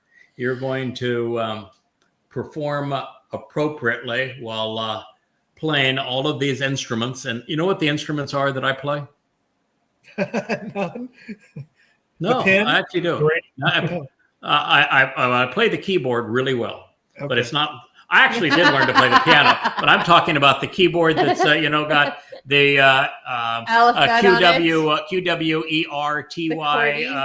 QWERTYUIOP. You know that keyboard? I play that keyboard pretty well. I type probably 100 words a minute. He so does. He's a fast typer. I can read something over here, listen to somebody talk to me. I have seen be it. on a phone call And and type. still type. It's absurd. I can't. Yeah, so I can can't. do 4 things at once, but I'm pretty good at the keyboard. That's So that is my instrument. wow. So anyway, and words are my notes. As you found out when you did the glossary. In fact, the first person I started this with that taught me to write so many years ago, Ken Power. Finally, when Ken wouldn't bail out of Christianity, and I kept on writing things like Questioning Paul, which became Twistianity. Didn't he say you were made a religion? He out of says, you words? made a religion of Yeah. words. Oh my God. Yeah, it's true. I love words. I loved English words. That's why I said I was a loser. I was the kid with that thought in the evening it'd be fun to constantly study various versions of 30 Days to a Better Vocabulary. I did that as a kid. I loved words. I've always loved words. Oh. And You read the encyclopedias, didn't you? yeah, and So did I. Hebrew is the most Yeah. interesting palette of words ever. Yeah. By far. Just by far, it's they're like jewels. And so the notes are words, the instrument's the keyboard. And I think we're going to be playing those notes and this keyboard forevermore. Really, I do. I think that our job is to teach, to guide, to teach, to instruct. I think your job is. I think that that's our job. I think it is that when God says He's going to write His Torah inside of us, I think it's our job to be the living Torah. I think we are the Torah going forward, and particularly for this mortal remnant of Israel, we are the living Torah. We are their guides. We're their teachers. That's why when you said, I'll be able to follow along because I know the script, I know what they're talking about. Yeah. That's it. So many life lessons, and we're going to have the life lessons of the Torah and the prophets. And that's one of the things that you learned very early on is that Yahweh's Torah is conveyed throughout the prophets, and the Torah itself is prophetic. In fact, even the stories in the Torah Are prophetic. which you would think are historic, Nope. are actually prophetic. So Right. Torah and prophets are like this. They are one and the same. You could call it a singular thing, Torah and prophets, and you could have a singular verb and you would actually be correct. And we're supposed to play them on Taruw'ah. We got to remind you also, Craig, that something called the rod of divine justice in there too. Yeah, it is. There's a lot that goes with this job, and I have done my level best to try to minimize these things until such time as it became impossible to do so. But one of the things that I realized is the Obed-Edom example, where Obed-Edom did all the work. He took responsibility. He got the Ark of the Covenant where it needed to be. During that time, Dowd danced and sang and had great fun in Yahweh's presence. So what does that tell you going forward? Yeah. Get used to work, pal. I love work. I mean, I was always start before the sunrise, and I've worked 100-hour weeks most of my life. So I like work. I think work builds character. I think creating value is tremendously fun. I'd rather work than play. And Work so, is play I for mean, you. that Your part's work is okay. play. Yeah, my work is play. And so it became, you read that story and God's consistent. What he is basically saying, this is my son. He's my firstborn son. I really, really, really love him. I really enjoy his company. And somebody's got to do the work. And, so he's going to delegate. It's going to be the Obed-Edom situation again. Now, that's not a bad thing. First of all, we love work, and it is very rewarding doing what we're doing. But also, you're working in ideal circumstances. He's returning the earth to Eden, and then we go off and we have the whole universe. the script, the business plan was written by God himself. You have God's authority when you're doing this. I mean, sounds like a pretty good job to me. And oh, by the way, at the time, there will be zero of the ilk of the mother goddess cult or mean-spirited Christians or dim-witted MAGAs or anti-Semites or racists or conspiratorialists. You will never have to deal with them again. There's no irritation from them. 100% of the people you teach are going to be thirsty for what you're providing. Right. Hungry for that. And you're going to see it have immediate and beneficial results in their lives. And you're going to see all of the people that are teaching with you loving the experience. So it's a very different kind of situation that we're moving into. And Yahowah likes to have fun. He does like going on long walks and having marvelous conversations. So during that teaching time, we're also going to take time out and we're going to explore faraway galaxies. And we're going to enjoy life and understand how life is conceived and understand this transition between energy and matter. And can you imagine going on a camping trip to another galaxy with the creator of those galaxies and say, hey, kid, let me show you what I did over here. You won't believe this. It's really cool. Okay, it was cool. Check this one out. Yeah. Oh, man, you want to go to a planet where the dinosaurs are still hanging around? Sure. No. Yeah, sure. I have no problem with that. You know, I showed on a Facebook post a picnic table. It's got a cheetah up in a tree, and it's this beautiful table for two. I said I want it set for four. I'd like it to be Leigh and I and Dowd and his wife. We can do it also. But you know that my go-to moment was, wouldn't this be nice if it was Dowd, myself, and our wives, and we had many of the other animals all around us. We have this beautiful sunset on the Serengeti. And here we are on this wooden table with this beautiful setting. Wouldn't that just be amazing to be able to enjoy that moment? To Sure. smell it, to feel it, to touch it. And I think that's what we'll have lots of those moments. So God, by mentioning Towrah, we could do, and we have done, months of shows on Towrah. Towrah isn't just a casual, oh, by the way, the herald sounds the trumpet on Towrah. Towrah is everything.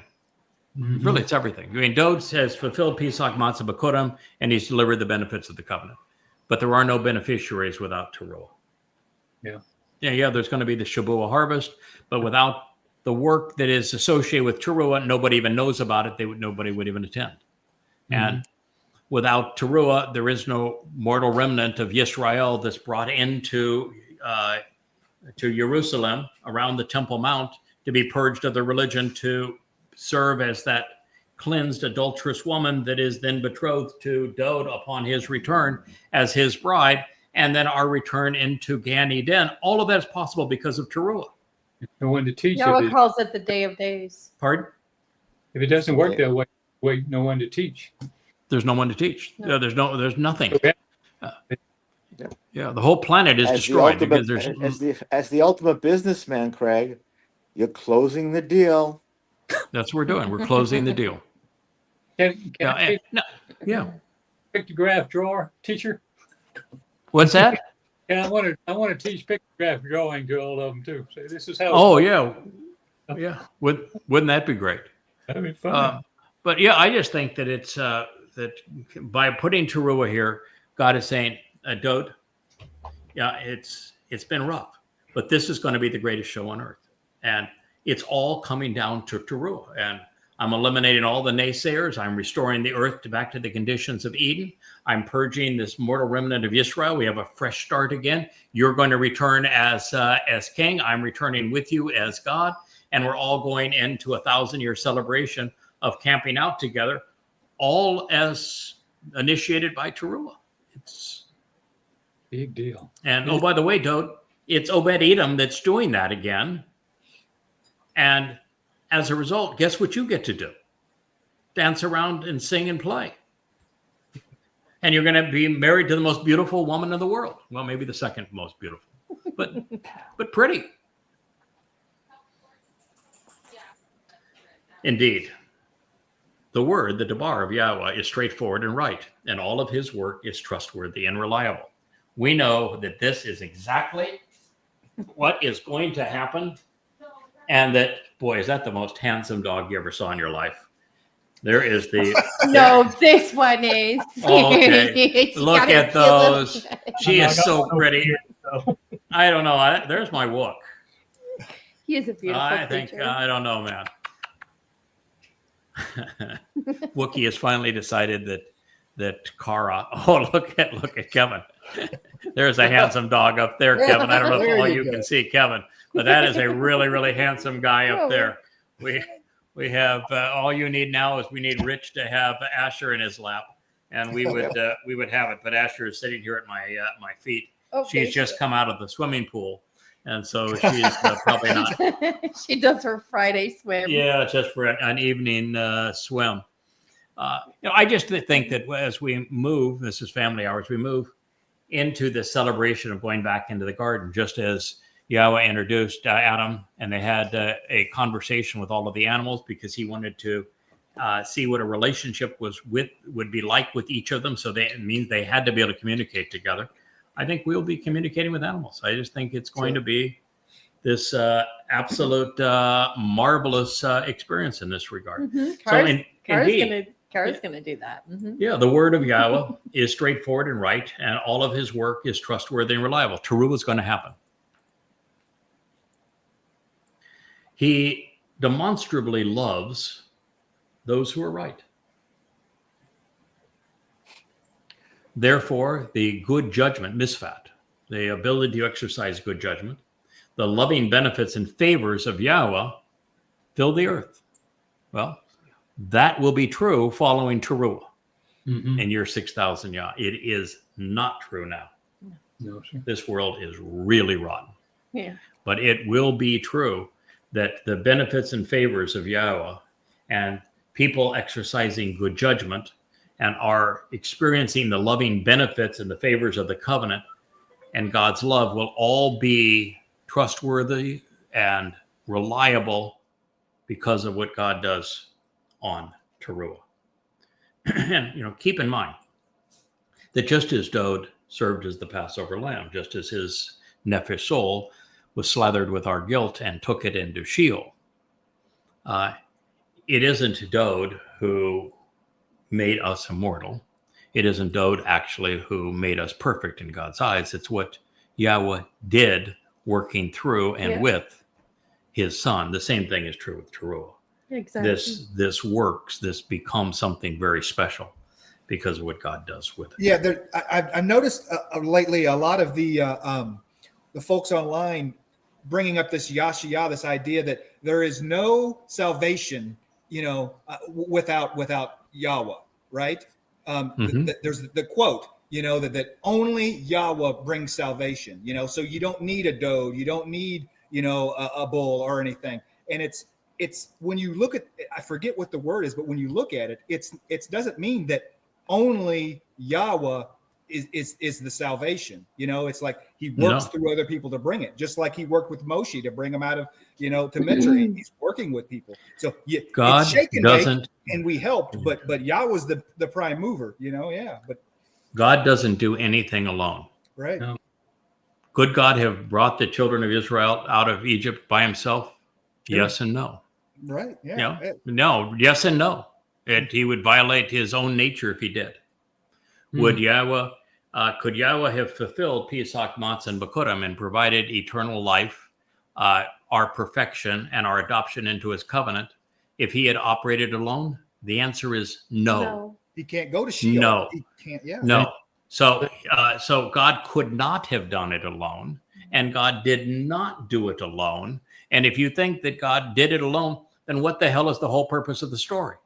Why even bother with any of it? Wait, why bother creating a human in his image? And the first quality of a human is to be social. Yeah. Why would God bother with Pesach, Matzah, and Bikuwrym? if he's doing it alone? Why bother making humans? Why even have the lamb? Right. Why create the earth? What's the purpose of anything if God is doing it alone? Why would you have a covenant if God is doing it? If you want God to do it alone, then you sure as hell aren't his kid. You don't belong in the covenant. If that is your mentality, that God just does it alone because you picked one statement that you do not understand out of context, you do not belong in this covenant. You might as well go to the mother goddesses. Or Seriously, you're just going through life trying to obey some rules, you know, what we eat, what we don't eat, when we do, you know, it's Is it Yahweh who makes, without Yahweh, there is no life, there is no planet. So without Yahweh, there can be no salvation because there's no life. Right. And without Yahweh choosing this method of Pesach, Matzah, Bikuwrym, Shabuah, Taruw'ah, Kipurym, and Sukah, and bringing it manifest with the ram and the bull, then there is nothing. I mean, the whole story just falls apart and crumbles. There is no reason for Yahweh to have engaged in a relationship with Abraham and Sarah. No reason for him to articulate the covenant. Right. No reason for the Torah to exist. Because it all tells the story of how Yahweh says, I'm going to work through people. When the children of Israel told God to shut up and go away, what did God say? Hell no, now I'm in charge of your salvation. I won't go anywhere. No, hell no, I won't do that. I alone save. So no, go to hell. No, he didn't say that, did he? No. He said, no, do you know something? He said, they're right. They're right. That's exactly how we're going to do it. I am going to go away. I am going to shut up. They're exactly right. That is how we're going to do it. So if you want to understand how God works, you have to understand the whole picture. This is why, the dunderheads and the goddesses have gone so crazy, is they see a she speaking, the pronoun she, and they say Mother God, and they'll turn the 154th Mizmowr into the voice of Mother God when there's no mother in it and no spirit in it, none.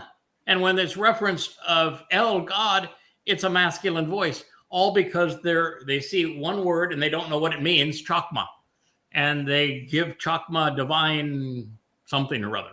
And they did the same thing in the 8th Mashal. If you're going to play that game, you're just done. God's story is complex. It's many layered.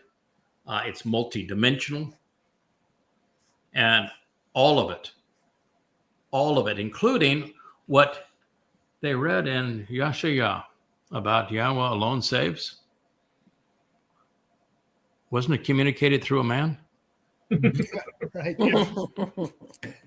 Last I checked, Yashar was a man. Well, wouldn't it, if you're thinking, wouldn't you be rational and say, well, it means that God is going to save through a man? If God is saying, I saved, I'm the one responsible for salvation, and he's not communicating that directly, but instead communicating through a man, why wouldn't you think he works for a man? Why would God say of Dowd over and over and over again, he is my Ibed, my co-worker? Mm-hmm. What were they working on? Right. What were they working on? They weren't building a house. Yeah. Right. It's for damn sure. Yeah, they're not building houses. So what were they working on for Dowd to be called his co-worker? Yeah. Right. Why would Yahweh refer to Dowd as Elyon upon his return when Elyon does not mean Almighty God? El is God. The Yod means either my, or it's the hand and influence. In this case, it would be the hand and influence of, and then on is all things pertaining to. Mm-hmm. So Elyon means all things pertaining to the hand or influence of God. Mm-hmm. So isn't Dowd, therefore, representing God? Yeah. When we move into this celebration of the of Sukah, which is the restoration of Eden. Is God going to, all of God going to be here and say, you know, I'm in charge? I'm saving you now, man. I'm in charge. Here I am. Is that going to happen? Even when he restores the conditions of the earth to Eden, can all of God show up? Nope. No. Can even 1/1000th of God show up? Nope. No. So why is Yahweh coming back with Dowd, and the throne is Dowd's, and Dowd is presented as all things pertaining to the influence of God, if in fact God is not going to communicate and operate through this man? Yeah. You know, why do you think we have the story of Dowd saying that he was going to fulfill Pesach as the Passover lamb? And he writes the 22nd Mizmowr about, I can see Dylan is just having a time. I'm going to look at that monitor and see those crazy guys that you're hanging with, their dad and their dogs and all of that kind of stuff. I want to check that out. But why would he have Dowd write the 22nd Mizmowr of his crucifixion to fulfill Passover and then describe the journey into hell if God was saving us alone? And that no one was going to understand until after it happened, or even after it happened, way after it happened. Way after it happened. I'm not even sure that even people, well, we know for a fact that the Abonim were the only ones that were even close to being clued in at the time, you know? So I don't, you know, I'm not being judgmental of a specific person because I don't know who wrote that. But I do need to tell the people that wrote that. If you're going to project hearsay, if you're going to project nonsense, and you're going to say that God didn't need to fulfill Pesach, Matzah, Bikuwrym through Dowd, which is the theme of the Mother Goddess, because they want to negate what Dowd did so they can negate what I'm supposed to do on Dowd's behalf. And so the only way that they can get by with this pretense of speaking with mommy God is to destroy the voice of the man who is telling the truth about father and son. And so they deny Dowd's sacrifice. And so if this is what you are trying to articulate, and you're doing it in our forums, you either need to stop or you need to leave. Okay? You can be religious wherever you want to be. You can be wrong wherever you want to be. Just not here. But if it's just not here. I'm serious. This is very serious. And our job is as much to keep people out as it is to invite them in. Do it in front of me and watch if me. that go is your nuclear. thing, if you want to write Dowd out of God's story because of one line in Isaiah, and you're not even smart enough to realize that God communicated that line through a man, then you need to go elsewhere. Yeah. Sounds like Seriously, you're taking the Christian approach. Let's take one verse out of context and build an entire doctrine around it. Yeah, there we go. quote Even if it means the opposite of what I'm saying, it means I can take it out of context and cite this, and therefore this is the wrong. So when Yashar, that same man, wrote the 53rd chapter and said that there's going to be a fellow that's going to understand this. He's going to be the one that's the first to understand the identity of the Zeroah, that he's going to understand this. And oh, by the way, what I'm saying is that there is going to be a lamb that's going to take on the sin of the world, and that lamb is going to pay this price on Passover because my people have gone astray. Who's he talking about? Do you think he's talking about a real lammy? Why would Isaiah write that if God wasn't working through his beloved son, who is the primary Zeroah? And why would Yahweh refer to him as the Zeroah in the 89th Mizmowr and talk about all the things that they accomplished together and call him his co-worker if God says, oh, I work alone? You can't figure it out that it is because Yahweh created the universe. He created life. He gave life to his beloved son. He's the one who wrote the story, that we're the characters that are playing in this story, and that it is the work that he is achieving through us that makes this possible. Do you think that when Elia had the experience where he exterminated, and after excoriating all of the Asherah and Baal prophets in Israel and the politics of Israel, the political leaders of Israel. Do you think that Yahweh played a role in that, or was it, or did God do it all by himself? Did he unleash the one-liners, or was it Yah that unleashed the one-liners? When Yahweh said, "I want them dead," did Yahweh kill them, or did he give instructions to Yah to kill them?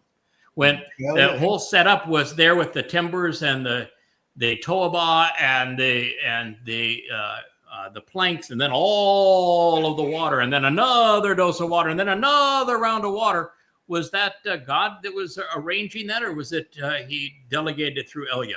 Yeah. And then what did God do? He lit the fire. Showed up for the light show. He showed up for the light show. He lit the fire.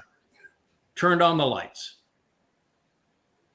You can't read that and say, well, maybe that's an example of how things are going to work. So when God had a problem with Dowd bringing the Ark of the Covenant into Jerusalem, did he say, okay, it's my job anyway. Let me just teleport the damn thing. I'll put it there. I'll build the temple for it. No sweat. I got this. I don't need you anyway. Is that what he did? No, he said, I got this guy. His name is Obed-Edom. Oh, by the way, he is also from the wine vat, so it ties in beautifully with what Isaiah is going to write 300 years from now, but don't pay any attention to the details. They'll come to you by a man that I'm inspiring, and that would mess up your whole theory that I'm communicating this through a man, and that's the only way that you're ever going to understand it. But don't let that bother you. I alone save, so if it didn't come to your little brain directly from me with no man involved, then it must not be true. There are all kinds of lazy thinkers out there. Wow. Lazy. So, folks, God is a very proficient communicator, and it's important that you realize that. Anyway, it says, by the word of Yahweh, the universe and the spiritual realms were made. Yep. And by the spirit of his mouth and resulting speech, all of their host. He gathers as a barrier the waters of the sea. And he offers to provide an inexhaustible source of water. This is now, the sea represents Goyim. The water is what he's got stored underneath the Temple Mount that he is going to release. Within the treasured storehouse, which is underneath the Temple Mount in Moriah. He establishes and positions the water, causing them to stand up in a supernatural manner. You know, I think I shared that I've been doing this a long time with Yahweh.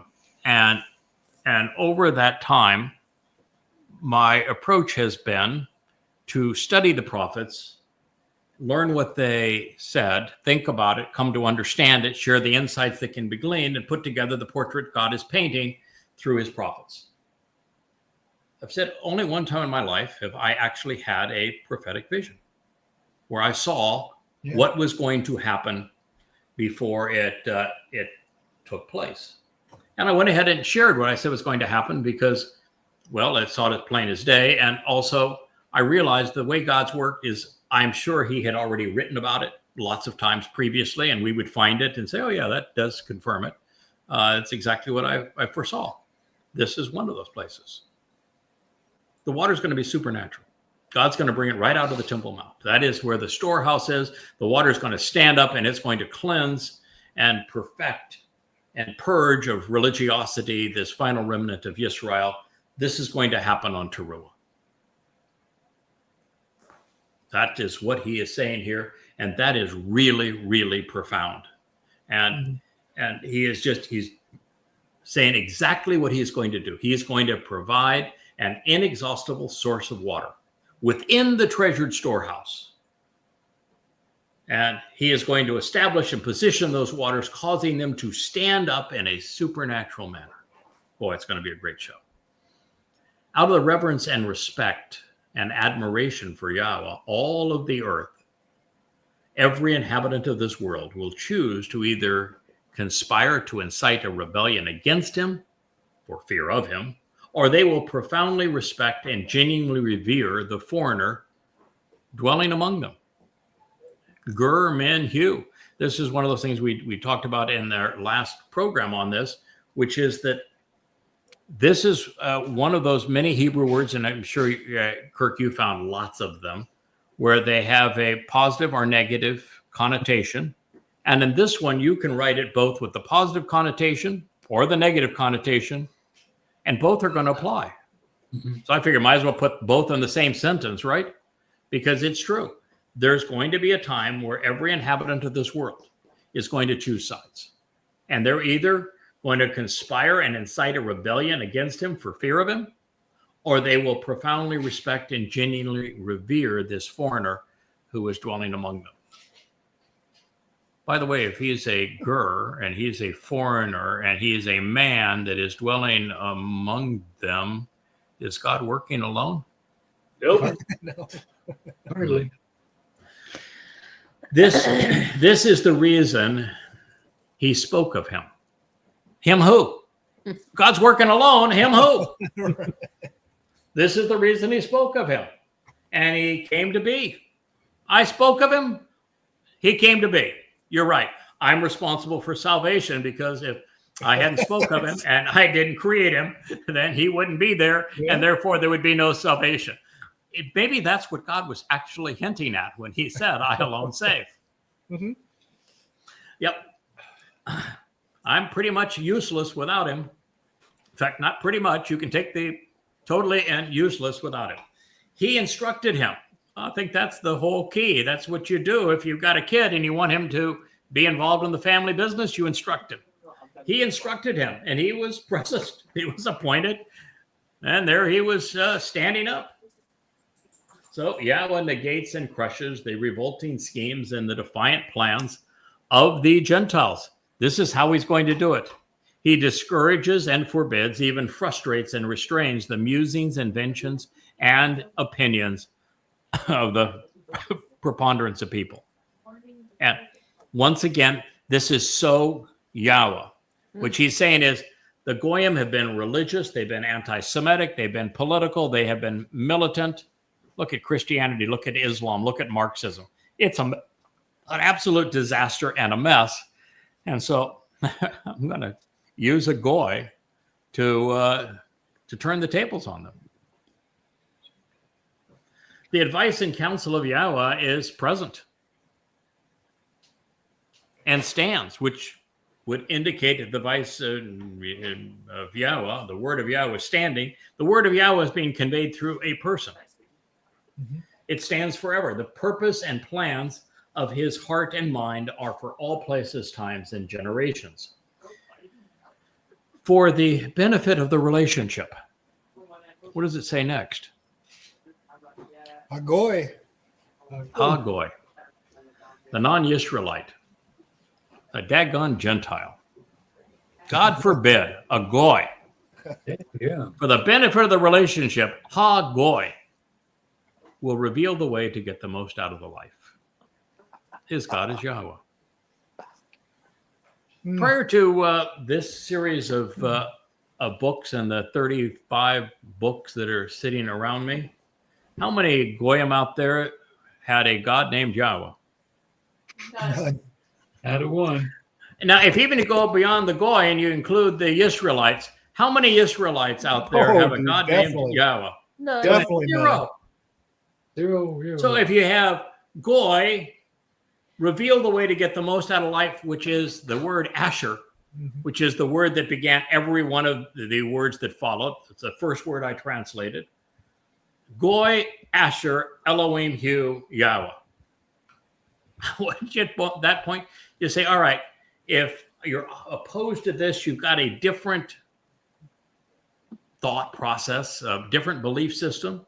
Somewhere along the line, you just got to roll over and play dead and say, okay, it got me on that one. I'm pretty much a loser on that one, or I'm a winner. It depends on what side of this you're going to be on. Are you going to respect what you're hearing, or are you going to oppose it? For the benefit of the relationship, Ha-Goy, by the way, masculine, will reveal the way to get the most out of life, Asher, his God is Yahweh. At that point, it's just full stop. God picked a goy to reveal the path to receive the benefits of the relationship, and that goy's God is Yahweh. And now you know why we're the most hated couple in the world. Oh my goodness. That means that Yahweh doesn't just have a guy. Yahweh's guy is a goy. Yeah. Yahweh's got a goy. Yeah. He's got a goy. Leia's got a goy too. Yeah, Leia's got a goy too. And 3 dogs. Yeah, with three dogs. Producer. So here's Dowd, the very son of God, most important person in the world, our Savior, the Messiah, the chosen one, and he's writing for the benefit of the relationship, Ha Goy, the man from Edom, Obed Edom, Ha Goy will reveal the way to get the most out of life. His God is Yahweh. You think that Dowd learned what God had in store when we were repositioning the Ark of the Covenant? Now, this is the passage that we ended our last program. And we made it all the way to this same statement that we ended our last program on in 2 hours of this program. So that's pretty good for us. But it was a good. Yeah, pretty good show. And it says, and this one is got me perplexed and shaking my head, and it just one of those things that just comes out of the blue and say, all right, there is only one goy who has come to reveal the means to get the most out of the relationship based upon the word Asher, whose God is Yahweh. Yada Yahowah. Who named his dog Asher? Yeah, and even and the other one Kara. Yeah, Like, my come dog on. is Asher and Kara. So, okay, you can't run from that. No running, no hiding from that. And then it says, he has chosen and desires. So he's talking about this goy. There's that Bakar again. Yeah, he has chosen and desires. Bakar, it's a powerful word. The family and these people, Ha'am, as his Nakala, which means as his inheritance. There's a whole universe out there to inherit, right?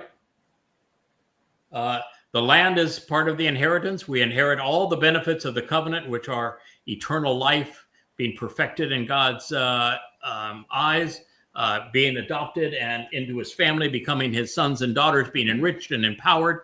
And he's saying this goy that chose Yahweh as his God, what he has chosen as his inheritance is the people.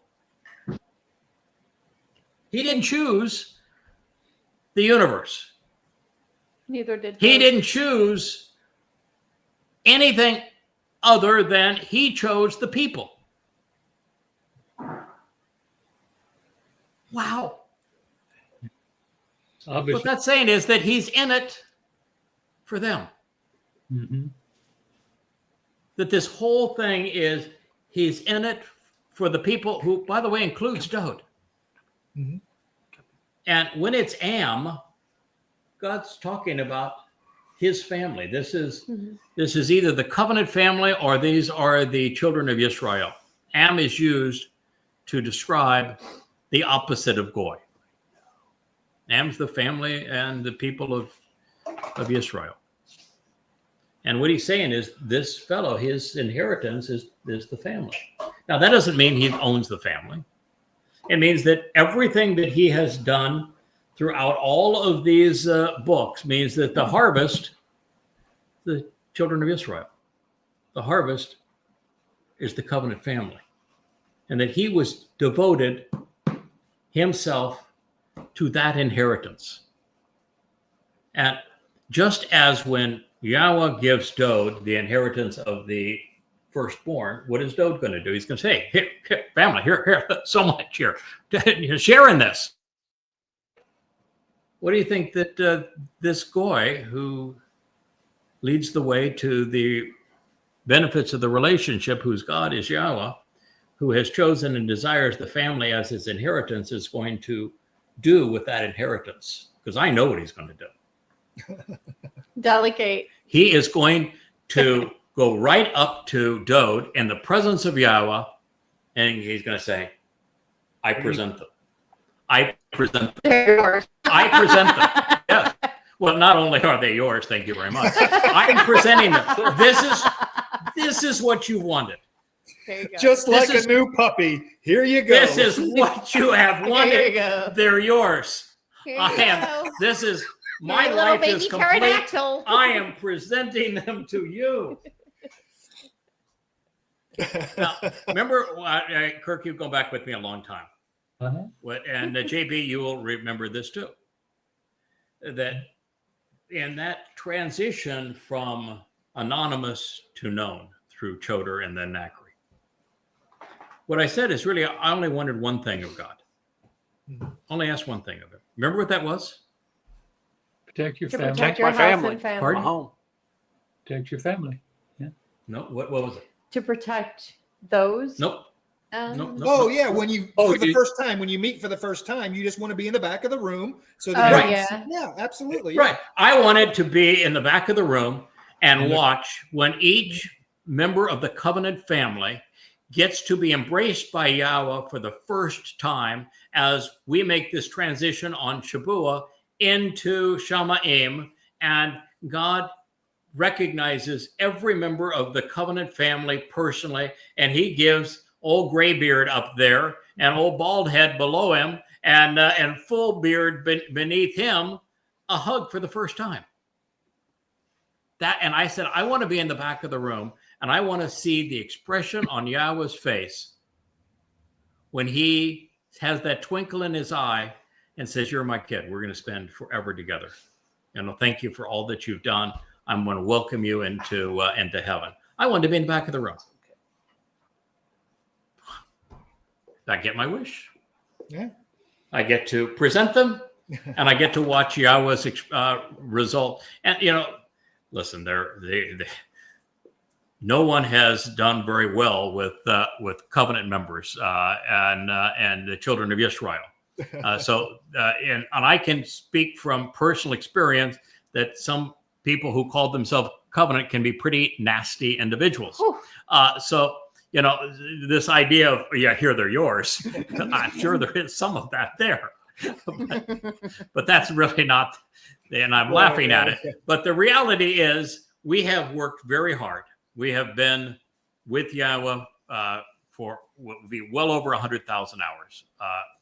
And we have devoted ourselves to bringing the covenant family home to Yahweh. And this is our inheritance.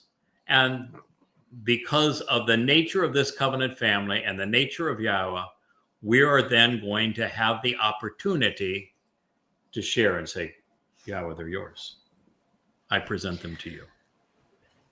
This is what you wanted. And then back to the back of the room and say, we did good, guys, didn't we? Mm-hmm. Just nudging each other in the ribs and say, hey, we really did good here, didn't we?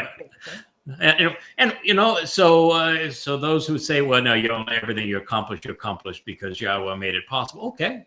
But God likes to share credit, and he likes it when we have a sense of pride and our contribution to what he wanted. Mm-hmm. And we are going to sit in the back of the room, and we're going to giggle a lot, and we're going to punch each other in the ribs and say, didn't think that one was going to work out, did you? But yeah, look at, here she is. And we're not going to remember a single one of the slime bags who slandered us. Oh, that goes. Yeah, they'll be gone. Yeah, God says there will be no remembrance of all of their names. Mm-hmm. And this is specifically speaking of of this rebellious mother goddess cult. The Asherim. The Asherim, yes. So it is it's a marvelous thing. If there's a more beautiful way to conclude our lives together, this is it. Mizmowr Psalm 33:12. And for the benefit of the relationship, Asher. Hagoy will reveal the way to get the most joy out of life. Asher again. His God, his Elohim, is Yahweh.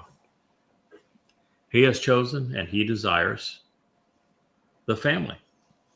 These people, Yisrael, as his inheritance for himself.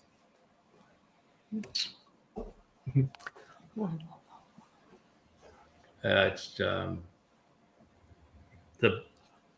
one of the most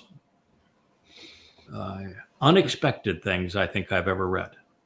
You know, we've read a lot into this, and God continues to have our back and to be supportive and to be appreciative, and the plan that he has is so beautifully articulated. It's so much fun to reveal it. But this is not something I thought I would see. And you could render this as that you could make a transition and say, all right, he was speaking of the Goy, but now he's not speaking of the Goy anymore. And even though he says his God is Yahweh, he now isn't he, the person he's speaking of, that he is now God. But it'd be really sloppy writing. Yeah. It really would be. It would be. God. It's not your style. Yeah. So does Yahweh want his? No, I can't even say it. Yahweh's not inheriting the family. Though it is. It's even the land, Dowd, over and over. Dowd, Your inheritance. Yeah. The whole nature of Yahweh as our Father providing an inheritance is everything is his. Everything.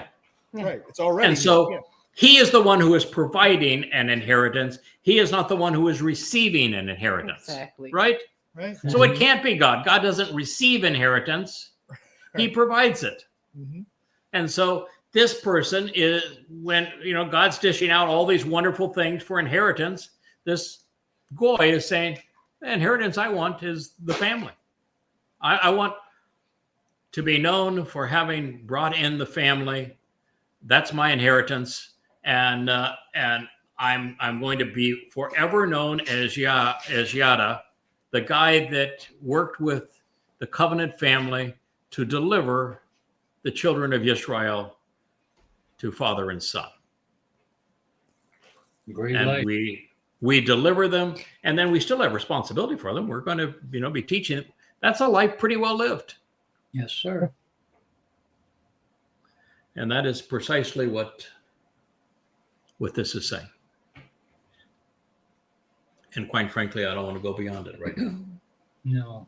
I think it's a good place to end the show. I think it's that is what God is saying there, is that, yeah, he may have scraped the bottom of the barrel because there were no Jews willing to do the job, and there shouldn't have been any Jews anyway, because they should have been Yehudim.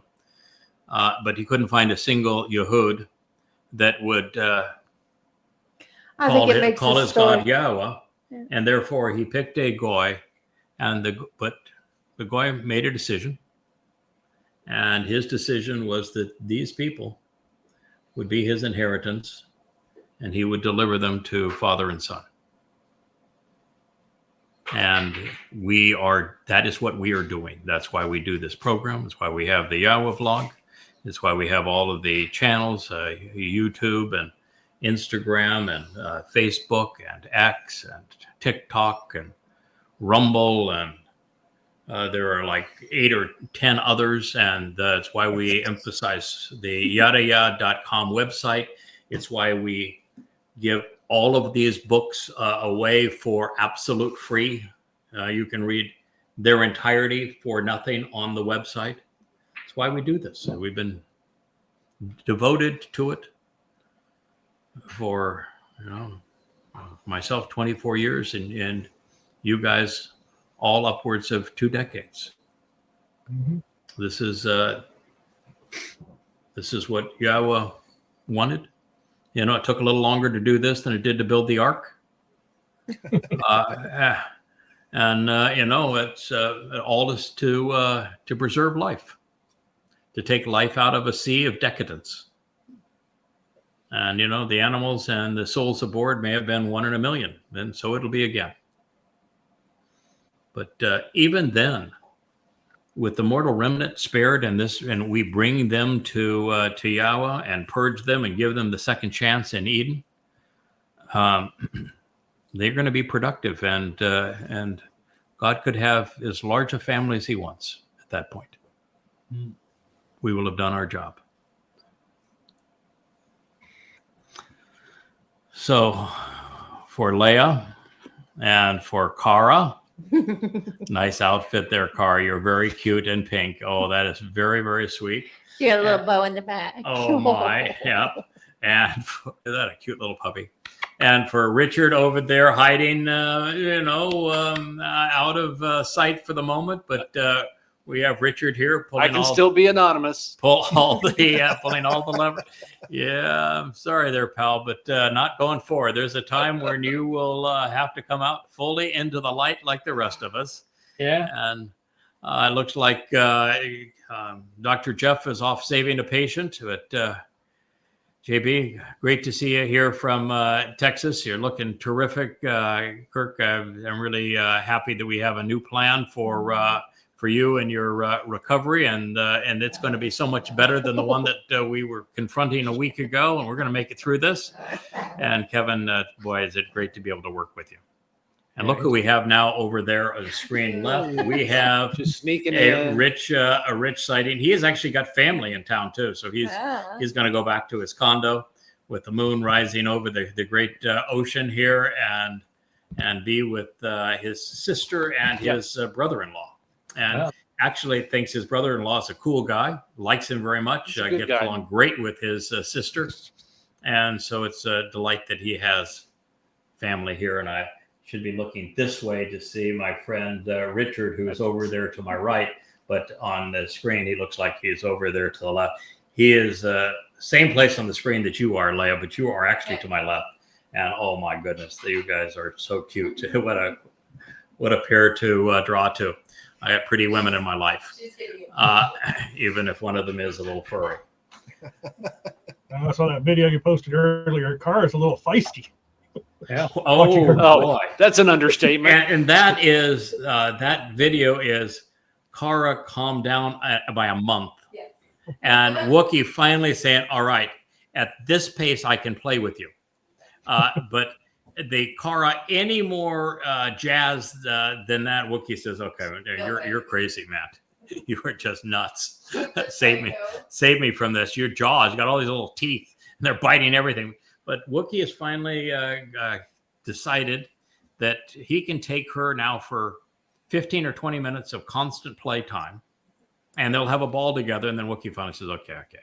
Yeah, you're like the ever ready bunny. And you need to back off and give me a chill. You're coming on a little too strong, kid. And so it's gradually working, but it's all because Cara is starting to calm down. And it's been really sweet to see Asher in this whole role, because before Wookie calmed down and Cara was crazy with her little teeth and everything, Wookie would play with her for a while, but then Wookie would kind of go, I've had enough. And Asher walks between the two of them. And Asher puts that big old Labrador paw right on top of Wookie's back and looks Wookie straight in the eye and say, chill, kid. She's a baby. I'm here to protect the baby. You just need to chill.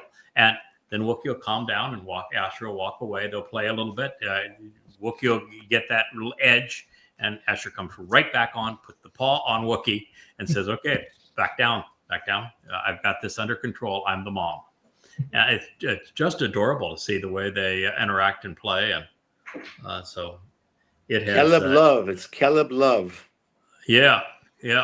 Koleb, full of love, total and complete heart. There you It's go. a marvelous addition. She might be a baby pterodactyl. Yeah, there is all dogs are a little different. Wookie is a very finicky eater. Wookie is a complete introvert. He has very few people in his inner circle. And if you're in his inner circle, you're like Rich is over there. Rich will have to turn on the camera to himself and to show us how Wookie and Rich interact. Look at that. So But Wookie is has his little favorites, and Kara, oh man, Kara, look, that tail, it goes all the time. It that little kisses, dog kisses, are all the time. Oh shit! This is total and complete. Wookie's not happy.